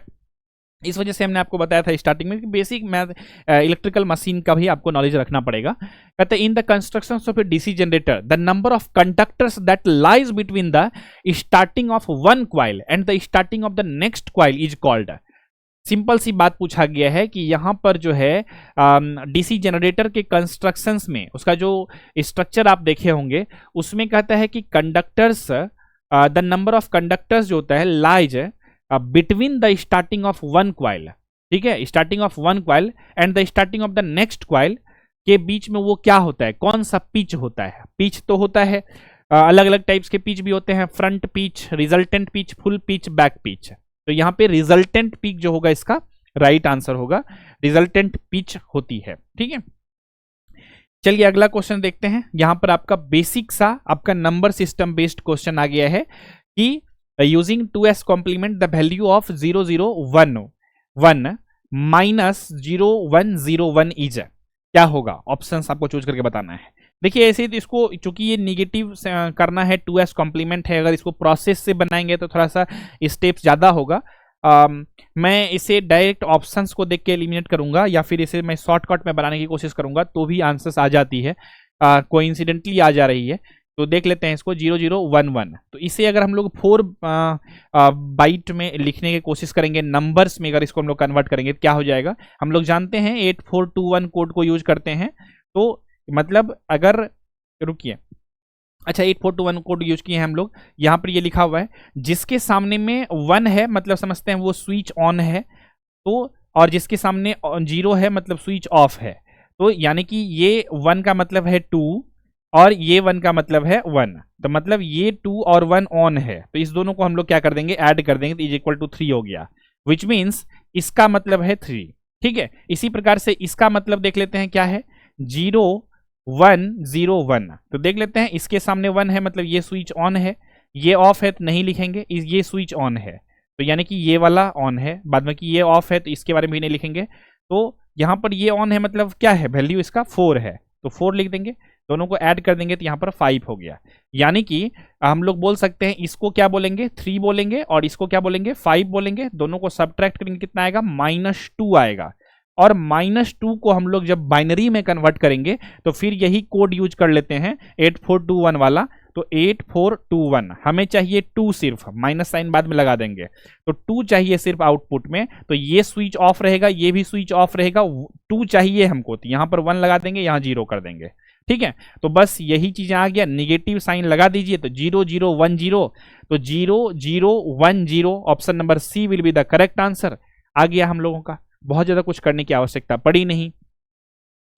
क्लियर है, क्लियर है, प्रोसेस से भी बना सकते हैं इसको हम लोग। ठीक है, तो वो बहुत ज़्यादा डिटेल हो जाएगा अभी, तो उसको अभी स्किप करते हैं, जस्ट हमने यहाँ पर आपको समझाया कि इस तरह से हम लोग 2s कॉम्प्लीमेंट को के वैल्यूज़ को फाइंड कर सकते हैं। ठीक है, डिटेल में अगर आपको सीखना है तो आप लेक्चर देख लीजिए, उसमें हमने आपको बताया है, नंबर सिस्टम को पढ़ाया है अच्छे से, कैसे हम लोग एडिशन सब्ट्रैक्शन करते हैं, 1s 2s कॉम्प्लीमेंट वगैरह सब कैसे फाइंड करते हैं। ठीक है, नंबर सिस्टम कन्वर्जन वगैरह भी हमने पढ़ाया है, उससे रिलेटेड भी क्वेश्चन आपके एग्जामिनेशन में आए हुए हैं, उसको देखना है। ठीक है, चलिए अगला क्वेश्चन है यहाँ पर, विच of the following is a constituent of dry chemical powder, जो है इसमें से कौन जो है कॉन्स्टिट्यूएंट है ड्राई केमिकल पाउडर का, तो मोनो अमोनियम फॉस्फेट जो है इसका ड्राई कॉन्स्टिट्यूएंट है, केमिकल पाउडर जो है ये, तो ऑप्शन नंबर ए जो होगा इसका करेक्ट आंसर होगा। जस्ट ये थ्योरेटिकल बेस्ड क्वेश्चंस है, फैक्ट बेस्ड क्वेश्चन है, इसमें कोई एक्सप्लेनेशन की आवश्यकता नहीं है। नेक्स्ट क्वेश्चन है, which of the following statement are correct for ideal transformer, ideal transformer के लिए कौन सा ऑप्शन करेक्ट है, तो हम लोग ट्रांसफार्मर भी अलग अलग टाइप्स के पढ़ते हैं ना, स्टेप अप स्टेप डाउन, ठीक है, उस पर फिर कंस्ट्रक्शंस पढ़ते हैं ट्रांसफार्मर का, फिर ऑटो ट्रांसफार्मर, आइडियल ट्रांसफार्मर का कंडीशन वगैरह सब बहुत कुछ पढ़े होते हैं, तो आपको ट्रांसफार्मर के बारे में तो आइडिया रखना पड़ेगा। ऐसा नहीं कि सिर्फ करंट ट्रांसफार्मर पोटेंशियल ट्रांसफार्मर पढ़ लिए हो गया, आपको ट्रांसफार्मर के बारे में बेसिक आइडिया सब कुछ रखना है, वर्किंग प्रिंसिपल, स्ट्रक्चर, कंस्ट्रक्शंस आपको पता रखनी है। ठीक है, तो आप चीजों को समझ पाएंगे, क्वेश्चन को सॉल्व कर पाएंगे। खैर ऑप्शंस देख करके हम लोग एलिमिनेट करेंगे। कहता है at no load condition primary draws the magnetising current only, कहता है कि नो लोड कंडीशंस में क्या प्राइमरी जो है वो मैग्नेटाइजिंग करंट को सिर्फ प्रोड्यूस करता है, तो कहेंगे यस, ये ऑप्शन जो है सही है। नेक्स्ट क्या है कि the magnetising current is 0 and in phase with the supply voltage V1, magnetising current जो होगा वो 0 हो जाता है in phase with the supply voltage V1, नहीं, ये ऑप्शन क्या है, गलत है, मैग्नेटाइजिंग करंट 0 नहीं होती है। नेक्स्ट क्या है ऑप्शंस, नेक्स्ट है हम लोगों का सेल्फ इंड्यूस्ड ईएमएफ, यानी कि E1 जो होता है is equal eight every instant and opposite two mutually induced E2, तो जस्ट इसका ऑलवेज इक्वल होता है और म्यूचुअली इंड्यूस्ड होता है, ये भी गलत है। ठीक है, सेल्फ इंड्यूस्ड ईएमएफ E1 जो होता है ये इक्वल होता है at every instant and opposite to supply voltage V, यानी कि ऑप्शन नंबर 1 जो है मतलब 1 और 4 करेक्ट है, स्टेटमेंट नंबर 1 और 4, which means option number B जो है इसका करेक्ट आंसर होगा। ठीक है, बी नंबर जो है इसका करेक्ट आंसर होगा। चलिए अगला क्वेश्चन देखते हैं, ये आपका प्यारा सा सर्किट बेस्ड क्वेश्चन है, ऑपरेशनल एम्पलीफायर का क्वेश्चन है, और कहता है consider N operational amplifier based on the basic oscillator. Basic oscillator का यहाँ पे यूज किया गया है, अलग अलग टाइप का हम लोग ऑस्किलेटर भी पढ़ते हैं। ठीक है, हमने पढ़ाया है आपको एनालॉग इलेक्ट्रॉनिक्स में पढ़ाया है हमने, आप उसे देख लीजिएगा। ठीक है, ऑस्किलेटर टाइप्स पढ़ाया है हमने। ठीक है, तो उन सभी चीज़ों को देखिएगा। यहाँ पर फिलहाल हम लोग इस सर्किट को देखते हैं और क्या है जस्ट आइडेंटिफाई करना है, इसमें बहुत ज़्यादा डेप्थ में क्वेश्चन नहीं पूछा गया है। कंसीडर करना है कि ऑपरेशनल एम्पलीफायर जो है बेसिक ऑस्किलेटर सर्किट है, फिगर 1 नेटवर्क 1 है ये वाला पार्ट और नेटवर्क 2 है, आइडेंटिफाई करना है configurations of the both the network कैसा है। तो ये तो हमको देख करके ही सिंपल सा लग रहा है कि ये क्या है, इन्वर्टिंग एम्पलीफायर है, इन्वर्टिंग कॉन्फ़िगरेशंस है, और ये भी जस्ट इन्वर्टिंग कॉन्फ़िगरेशंस ही है। तो मेरे ख्याल से ये नेटवर्क 1 नेटवर्क 2 दोनों क्या है, इन्वर्टिंग है। तो ऑप्शंस देख लेते हैं। ऑप्शन नंबर डी ही सही है, इन्वर्टिंग इन्वर्टिंग कॉन्फ़िगरेशंस और इन्वर्टिंग कॉन्फ़िगरेशंस। तो ये जस्ट डायग्राम से हम लोगों ने समझ लिया कि ऑपरेशनल एम्पलीफायर का जो बेसिकली ये कंस्ट्रक्शंस है, स्ट्रक्चर्स है, ये इन्वर्टिंग कॉन्फ़िगरेशंस है इसका। नॉन इन्वर्टिंग इन्वर्टिंग दोनों हमने पढ़ाया है, उसको आप लोग देख लीजिएगा, क्लासेस में देखेंगे तो थोड़ा क्लियरिटी आएगा, ठीक है। अदरवाइज आप ऐसे डायरेक्टली कुछ क्वेश्चंस को देख करके नहीं समझ पाएंगे। यहाँ पर कंप्यूटर फिर से ट्रांसफार्मर बेस्ड क्वेश्चन पूछा गया है कि ट्रांसफार्मर में केवीए में रेटेड होते हैं, ट्रांसफार्मर की रेटिंग के संबंध में निम्नलिखित में से कौन सा कथन सही नहीं है। तो हानियां केवल ताम्र हानियों पर निर्भर करती है, यानी कि लॉस जो होता है वो केवल आयरन या कॉपर पर निर्भर करती है। तो यहाँ पर ये सिर्फ उस पर निर्भर नहीं करती है। ताम्र, आयरन आई थिंक, या कॉपर इंग्लिश में लिखा हुआ है नहीं, ठीक है, इसको थोड़ा गूगल कर लीजिएगा। सिर्फ उस पर निर्भर नहीं करती है, यही पॉइंट गलत है। कोई एक चीज पर निर्भर नहीं करती है लॉस, बस इतना चीज तो समझ में आ रही है, तो इसीलिए ये गलत है ऑप्शन, ठीक है। नेक्स्ट है आपका क्या, what does an editor do in program for presentations है। अब ये बेसिक कंप्यूटर बेस्ड क्वेश्चन पूछ लिया गया है कि एडिटर जो है वो क्या करता है प्रोग्राम के प्रेजेंटेशंस के लिए। तो इंसर्ट करेगा और टेक्स्ट एंड फॉर्मेट टेक्स्ट को उसमें डालेगा, ऐड करेगा, ठीक है, ये चीजें हो गई। नेक्स्ट क्वेश्चन है which of the following is the correct definitions of the resolutions of an instrument. तो रिजोल्यूशंस ऑफ द इंस्ट्रूमेंट का सबसे करेक्ट डेफिनेशंस क्या है, तो it is the smallest change in the measured variable to which an instrument responds. This is the right answer. Next है the material used for shunt required to extend the range of moving iron instrument should have. तो low thermo dielectric voltage drop, moving iron instrument के case में लो thermo electric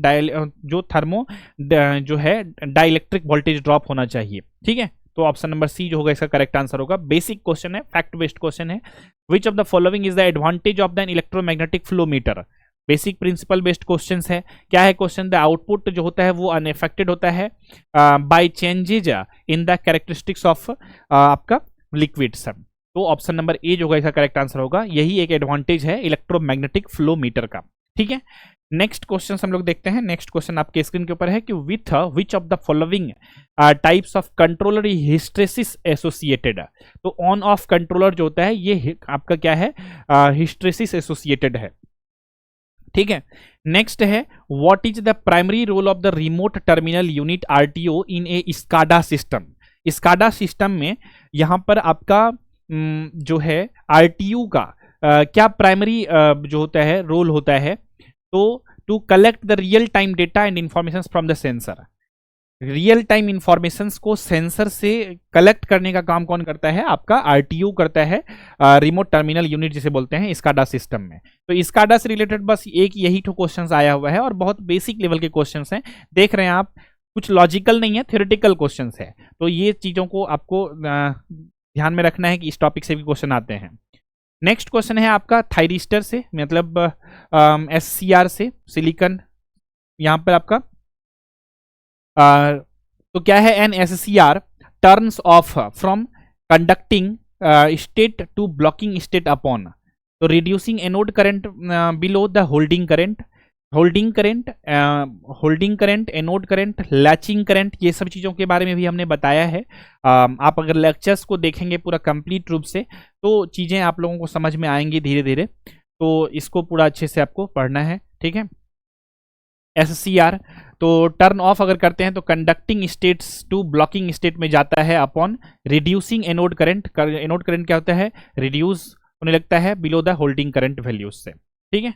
next ये थोड़ा सा numerical है, basic सा, rectifier type instrument से related. ये न्यूमेरिकल आप लोग अगर करेंगे तो ज़्यादा बेहतर रहेगा। 26 नंबर फटाफट से कीजिए, अगर होता है सॉल्व तो अच्छी बात है, नहीं तो मैं सॉल्व कर दूंगा, ठीक है। तो फटाफट से इसे सॉल्व करिए। तो आप सभी लोग देखते हैं कितने लोगों से सॉल्व हो पाती है 26 नंबर।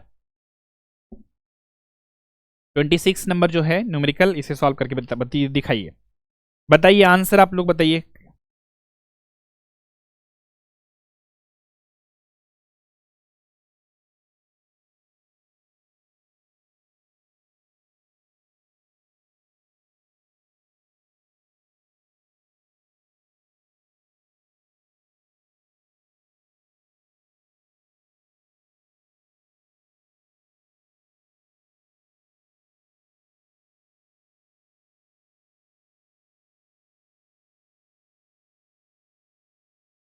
देखिए एक चीज आप क्लियरिटी के साथ समझ लीजिए कि जो यहाँ पर हम लोगों का रेक्टिफायर टाइप इंस्ट्रूमेंट है, ये यहाँ पे कह रहा है कि ये फुल वेव ब्रिज रेक्टिफायर है एंड इसका its scale calibrated in terms of RMS value of a sine wave है, of a sine wave, it indicates a current of 3.3 ampere.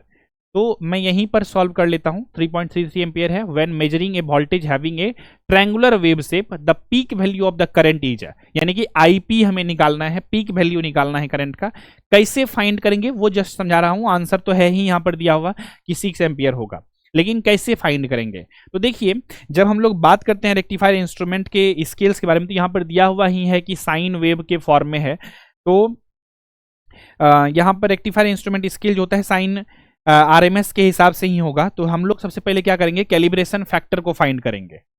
Calibration factor को फाइंड कर लेते हैं। इससे आप कुछ भी एज्यूम कर सकते हैं या पूरा लिख लीजिएगा। Calibration factor is equal to I RMS by में आई एवरेज निकालेंगे, ठीक है। अच्छा, ये calibration factor in terms of sine ही निकालेंगे। तो I R M S bracket में यहाँ पर भी साइन लिख सकते हैं, नीचे में यहाँ पर भी लिख सकते हैं, जस्ट मैं यहाँ लिख ही दिया हूँ तो समझ लीजिएगा। तो आई आर एम एस का फॉर्मूला क्या होता है आप सभी को पता होंगे, ऐसा मैं उम्मीद करता हूँ। क्या होता है, पीक करंट बाय में √2 होता है, और यहाँ पर क्या होता है आपका एवरेज, आई एवरेज की अगर मैं बात करूँ तो ये होता है 2 बाय में होता है पाए। इसको हम लोग सॉल्व करते हैं, क्या आएगा हम लोगों को इसको सॉल्व करने के बाद, बताइए फटाफट से। पाई बाय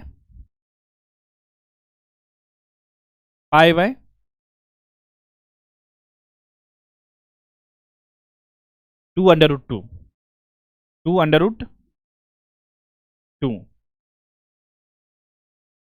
ठीक है, ये आया।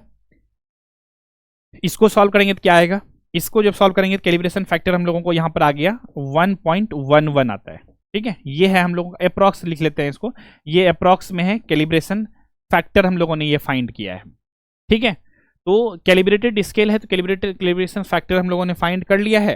अब हम लोग को यहाँ पे इंडिकेटेड जो वैल्यूज है, यहाँ पे इंडिकेट्स कितना कर रहा है 3.33 कर रहा है ना।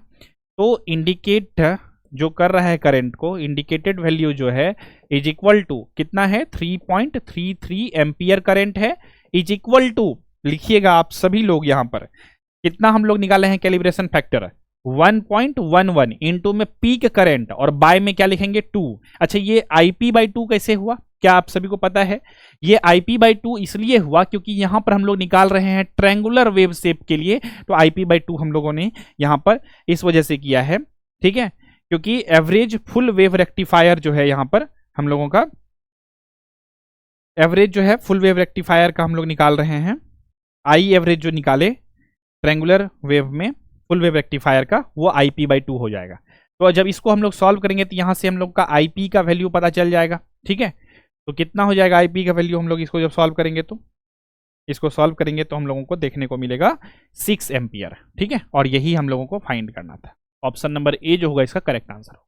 तो एक बार मैं फिर से इसको क्विक समझा देता हूं। फास्टली हम लोगों ने सबसे पहले क्या किया कि कैलिब्रेशन फैक्टर को फाइंड कर लिया है। यहाँ पर कैलिब्रेशन फैक्टर साइन के टर्म में के हिसाब से ही होगा।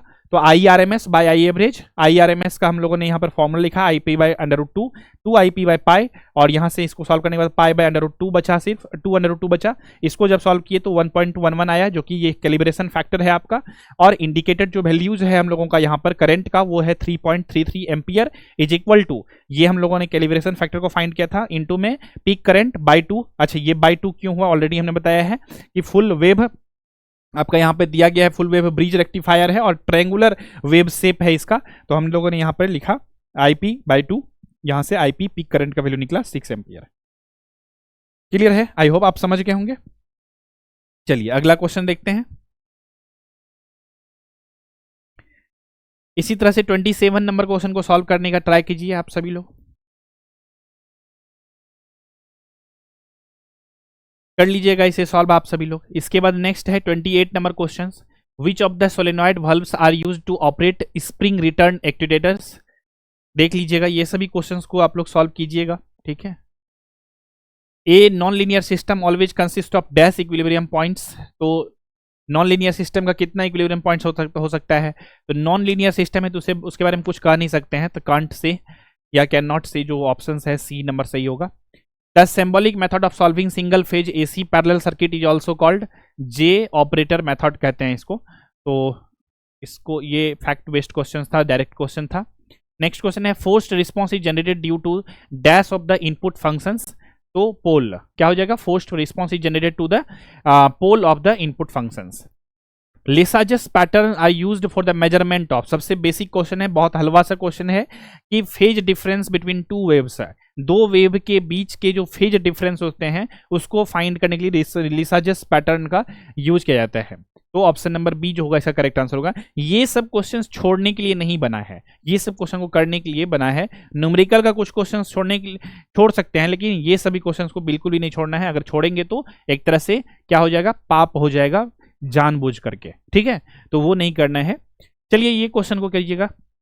इसमें आपको कह रहा है कि एक डिफरेंशियल एम्पलीफायर है जो डिफरेंशियल वोल्टेज गेन इसमें आपको दिया हुआ है, यानी कि आपका एडी गिवन है, डिफरेंशियल वोल्टेज गेन गिवन है 1000 है, एंड एक कॉमन मोड गेन जो है इसका 0.1 है। Then the value of the common mode rejection ratio CMRR in dB आपको फाइंड करके बताना है। कैसे फाइंड करेंगे जल्दी से बताइएगा। आपको डिफरेंशियल गेन कितना गिवन है, लिख लीजिए फटाफट से। डिफरेंशियल गेन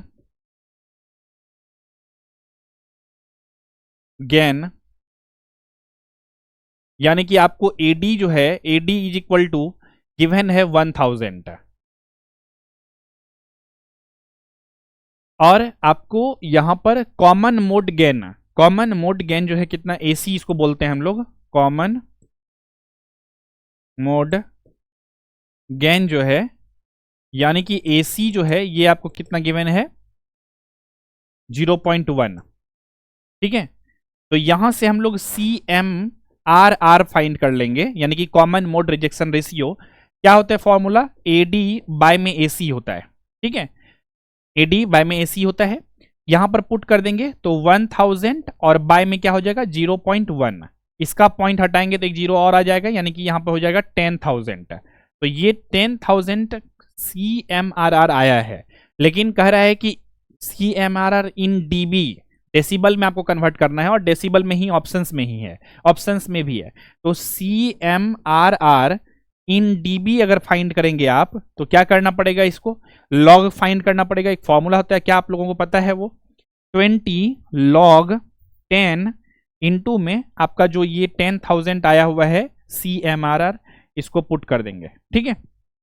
इसको सॉल्व करते हैं तो क्या हम लोग इसको 20 log 10 इंटू 10 के टर्म में लिखेंगे, 10 टू दी पावर 4 लिख सकते हैं कि नहीं लिख सकते हैं, इसको बोलिए यस और नो। कहेंगे यस सर लिख सकते हैं। अब आप लोग को पता ही है बेसिक लॉग का फॉर्मूला कि 20 नहीं, यहाँ पे log 10 और 10 ये क्या हो जाएगा 1 हो जाएगा, और ये 20 एज इट इज रहेगा। तो 20 इंटू ये जो एक्सपोनेंट है ये आकर के मल्टीप्लाई हो जाएगा, यानी कि 20 4 जा हो जाएगा 80 dB। 80 dB इसका आंसर, ये फॉर्मूला से 1 हो गया, मतलब हट करके पूरा सॉल्व करेंगे तो 80 dB आएगा, यानी कि ऑप्शन नंबर जो है सी जो होगा इसका करेक्ट आंसर होगा, ठीक है। आई होप आपको ये चीजें समझ में आ गई होगी, यहां तक कोई दिक्कत परेशानी आप सभी को नहीं आ रहे होंगे, क्लियर है। चलिए आगे है नेक्स्ट क्वेश्चन हम लोगों का, ये नंबर सिस्टम का क्वेश्चन है, डेसिमल में आपको गिवन है, ऑक्टल में इसको कन्वर्ट करना है, कर लीजिएगा खुद से, ठीक है। इसके बाद कह रहा है कि how many op codes are there in an 8-बिट माइक्रो प्रोसेसर, कितने ऑप कोड्स हैं 8-बिट माइक्रो प्रोसेसर में। तो इसको ये तो फैक्ट बेस्ड क्वेश्चन है, 246 होता है, याद रखिएगा इसको, और बेसिक क्वेश्चन है ये। इसका तो which of the following process variables is measured by the Bourdon tube element. तो प्रेशर को मेजर करते हैं, बॉर्डन ट्यूब एलिमेंट का यूज करके हम लोग क्या करते हैं, मेजर को, प्रेशर को मेजर करते हैं, ठीक है। नेक्स्ट यहाँ पे आपका केस ऑप्शंस वाला है क्वेश्चंस, वही चीजें हैं, फायर एक्सटिंग्विशर्स बेस्ड क्वेश्चंस है, मतलब सेफ्टी से रिलेटेड, पढ़ लीजिएगा इसको, just technical questions, branch paper से रिलेटेड नहीं है हाँ, लेकिन एग्जाम में आए हैं तो इसको देखना जरूरी है। फिर ये भी क्वेश्चंस आपका फायर एक्सटिंग्विशर से रिलेटेड ही है कि जो IS कोड है for dry chemical powders for fire fightings के लिए कौन सा यूज करते हैं। अब ये नॉर्मली तो कैंडिडेट कोई एक्सेप्शनल कैंडिडेट ही होगा, इस चीज़ों के बारे में पढ़ा होगा। हालांकि टेक्निकली भी कभी कभी सिलेबस में हम लोग का इंस्ट्रूमेंटेशन इंजीनियरिंग में भी कुछ एक्स्ट्रा चीज़ें किसी किसी सेमेस्टर्स में, किसी किसी बोर्ड के यूनिवर्सिटी में सिलेबस में रहती है ये सब चीज़ें पढ़ना, सेफ्टी वगैरह सब के बारे में। लेकिन अगर आपके सिलेबस में नहीं है तो आपको एक्स्ट्रा थोड़ा सा एफर्ट लगाना पड़ेगा। ये सभी टॉपिक से क्वेश्चन चूंकि आते हैं तो आपको ये सभी टॉपिक को भी थोड़ा बहुत पढ़ना पड़ेगा, देखना पड़ेगा, ताकि आप पूरा तरह से तैयार रहें एग्जाम में क्वेश्चन किसी भी प्रकार के आए। The IS code for dry chemical powders for fire fightings is, तो यहाँ पे IS 4308 जो होता है वो यूज किया जाता है। नेक्स्ट है which of the following controllers used to improve the stability and to decrease the steady state error in a control system. तो प्रोपोर्शनल इंटीग्रल डेरिवेटिव कंट्रोलर का यूज किया जाता है आपका steady state error in control system के लिए। ठीक है, तो ये ऑप्शन नंबर डी जो होगा इसका करेक्ट आंसर होगा। फिर देखिए यहाँ पर परमानेंट मैग्नेट मूविंग कॉइल से रिलेटेड क्वेश्चंस है आपका। यहाँ पर type can be used for, तो देखिए डिफरेंट टाइप के जो मेजरिंग इंस्ट्रूमेंट हैं, जैसे कि मूविंग आयरन इंस्ट्रूमेंट हमने बताया, PMMC हमने बताया, तो ये सब चीज़ों के बारे में भी आपको बेसिक पढ़ना है।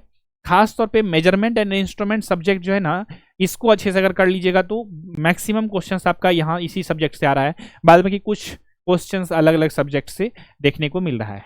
तो डायरेक्ट करंट को ही सिर्फ मेजर करता है, DC करंट को ही सिर्फ मेजर करता है PMMC, ये हम सभी को पता है, तो इस चीज़ को याद रखिएगा क्या मेजर करता है। इसी तरह से और भी टाइप्स के देख लीजिएगा। फिर यहाँ पर है आपका basic question, which of the following method is not used for the measurement of the low resistance, कौन सा मेथड का यूज नहीं करते हैं लो रेजिस्टेंस को मेजर करने के लिए। तो यहाँ पर आपका व्हीटस्टोन ब्रिज मेथड जो होते हैं इसको यूज नहीं करते हैं, हम सभी को पता है। इसलिए हमने आपको स्टार्टिंग में भी बताया था इंपॉर्टेंट टॉपिक में कि आपको जितने भी टाइप्स के ब्रिज हैं वो सब टाइप के ब्रिज को आपको पढ़ना है, रिवीजन करना है, कौन से ब्रिज क्या मेजर करता है और कैसे वो ऑपरेट करता है, सब कुछ उसके बारे में आपको जानना है। इसके बाद the dynamic input resistance of a transistors in a common emitter configuration is the ratio of base emitter voltage to the base current and constant collector emitter होता है। ये सब बेसिक है, थ्योरी है, इसको देख लीजिए। इसके बाद which types of delay occurs between A sensors and A controller, क्या होता है कम्युनिकेशन डिले होता है। कहता है कौन से टाइप का डिले होता है सेंसर और कंट्रोलर के बीच में, तो बेसिकली वो कम्युनिकेशनल डिले होता है। नेक्स्ट है consider the statement for डायक and select and appropriate options, इसको सेलेक्ट कर लीजिएगा। नेक्स्ट यहाँ पर बेसिक क्वेश्चन है, how is the efficiency Neeta of A DC motor evaluated. तो सिंपल सी बातें हैं, कोई भी मोटर का अगर इफिशियंसी फाइंड करना होता है तो वो होता है आपका आउटपुट बाय इनपुट इनटू 100। तो वही ऑप्शंस में आपका दिया हुआ अभी क्या है, eta is equal to output power by input power into में 100। ठीक है, तो ऑप्शंस जो होगा सही होगा। इसका नेक्स्ट है what is the term used to describe the ratio of change in resistance to the applied strain in a strain gauge. तो यहां पर गेज फैक्टर जो होगा इसका राइट आंसर होगा। नेक्स्ट है the core loss in a transformer includes which of the following losses है, eddy current loss and hysteresis losses. Next है what is the advantage of using a combination pressure measuring devices in critical applications to provide a higher level of measurement accuracy and reliability. Next आपका यहाँ पर computer based question आ गया, फिर basic सा, in MS excel how can you create a chart based on data in a worksheet. तो MS excel based question है, इसको सॉल्व कर लीजिए। तो हम लोगों ने टोटल 50 क्वेश्चन आज देखा है। नया आप लोगों का जो एग्जामिनेशन होने वाला है 50 क्वेश्चन ही इसमें आप पूछे जाएंगे। पिछले साल चूंकि ये एग्जामिनेशन हुई थी, पिछले साल का प्रीवियस ईयर क्वेश्चन पेपर है, तो आपको हमने ऑलरेडी बताया ही है कि पिछले साल का जो एग्जामिनेशन पैटर्न था वो 75 क्वेश्चन रहे थे टेक्निकल का और 25 क्वेश्चंस रहे थे नॉन टेक्निकल का। तो और 25 क्वेश्चंस टेक्निकल का है इस PDF में, आप लोग इसे देख लीजिएगा। ठीक है, और ज़्यादा लंबा करूँगा, सेशंस बहुत ज़्यादा लंबा हो जाएंगे, तो आप लोग उसको खुद से देख लीजिएगा, क्योंकि अब क्वेश्चन से बहुत ज़्यादा टफ नहीं है, अब बेसिक थ्योरेटिकल बेस्ड क्वेश्चन हैं, उसको खुद से आप सभी लोग देख लीजिएगा। और प्रीवियस ईयर क्वेश्चन पेपर को जितना अच्छा से रिवीजन करिएगा उतना क्लियरिटी आपको आएगा कि आपको क्या पढ़ना है और क्या नहीं पढ़ना है और किस तरह से पढ़ना है, इन सब चीज़ों का क्लियरिटी आपको आएगा। इसीलिए प्रीवियस ईयर क्वेश्चन पेपर जो है बहुत ही इंपॉर्टेंट चीज़ें हैं, अमृत है, इसे आप सभी को बिल्कुल नहीं छोड़ना है। और अगर आप चाहते हैं कि लास्ट मोमेंट में जो बचे हुए दिन हैं उसमें आप अच्छे से तैयारी करें और एग्जाम ओरिएंटेड तैयारी करें, तो रोज प्रीवियस ईयर क्वेश्चन पेपर को देखिए, रोज इसको पलट पलट के देखिए।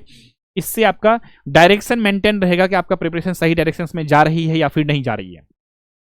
बाद में कि जो भी सब्जेक्ट की क्लासेस आप सभी को प्रोवाइड किए गए हैं वो सारे क्लासेस को देखिए, जितना भी रिलेवेंट है, सिलेबस से ओरिएंटेड है, उसको डेफिनेटली देखिए। सिलेबस भी डाउनलोड कर लीजिएगा, IOCL का ऑफिशियल वेबसाइट पे है ही, आई थिंक हमने अपलोड भी करवा दिया है, तो उसे आप लोग देख करके करिएगा।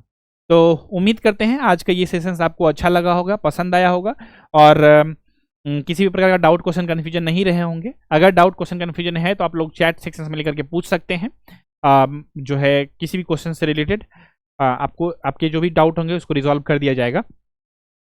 तो इसी विचार के साथ रखते हैं आज के इस एपिसोड में बस इतना ही। मिलेंगे बहुत जल्द ही अगले एपिसोड में, लेकिन उससे पहले मैं आप सभी को बता देता हूं कि आपको अच्छे से सैंपल पेपर जो हमने प्रोवाइड किया है, सैंपल पेपर को सॉल्व करना है रेगुलर बेसिस पे। प्रीवियस क्वेश्चन पेपर को भूलना नहीं है, ये डेली देखना है आपको। और जो टॉपिक में आप वीक हैं उस टॉपिक को आइडेंटिफाई करिए, उस टॉपिक को पढ़िए, जहां से भी हो। आप इफर्ट जब तक आप खुद नहीं लगाएंगे तब तक कुछ नया नहीं हो पाएगा, क्योंकि हर कोई तैयारी कर रहा है लेकिन हर कोई सिलेक्शंस नहीं लेगा। रीज़न यही है कि हर कोई जो जैसा कर रहा है वैसा अगर आप करेंगे तो फिर आप भी भीड़ का हिस्सा ही हैं। जब तक आप कुछ डिफरेंट नहीं करेंगे, जब तक एक्स्ट्रा एफर्ट आप नहीं मारेंगे दूसरों से, तब तक आप सिलेक्शन से दूर रहेंगे। तो इसीलिए आपको एक्स्ट्रा एफर्ट लगाना है, एक्स्ट्रा मेहनत करनी है। और ये अगर आप ईमानदारी पूर्वक जो भी 35 डेज 34 डेज बचे हुए हैं, ईमानदारी पूर्वक अगर आप रगड़ के मेहनत करते हैं तो डेफिनेटली देखिएगा आपके लिए ये जो बचे हुए दिन हैं आपके लिए गेम चेंजर साबित हो सकती है। तो उम्मीद करते हैं सभी चीज़ें समझ में आ गई होगी। तो इसी विचार के साथ रखते हैं आज के इस एपिसोड में बस इतना ही। मिलेंगे बहुत जल्द ही आप सभी से अगले एपिसोड में, तब तक के लिए नमस्कार, जय हिंद, वंदे मातरम।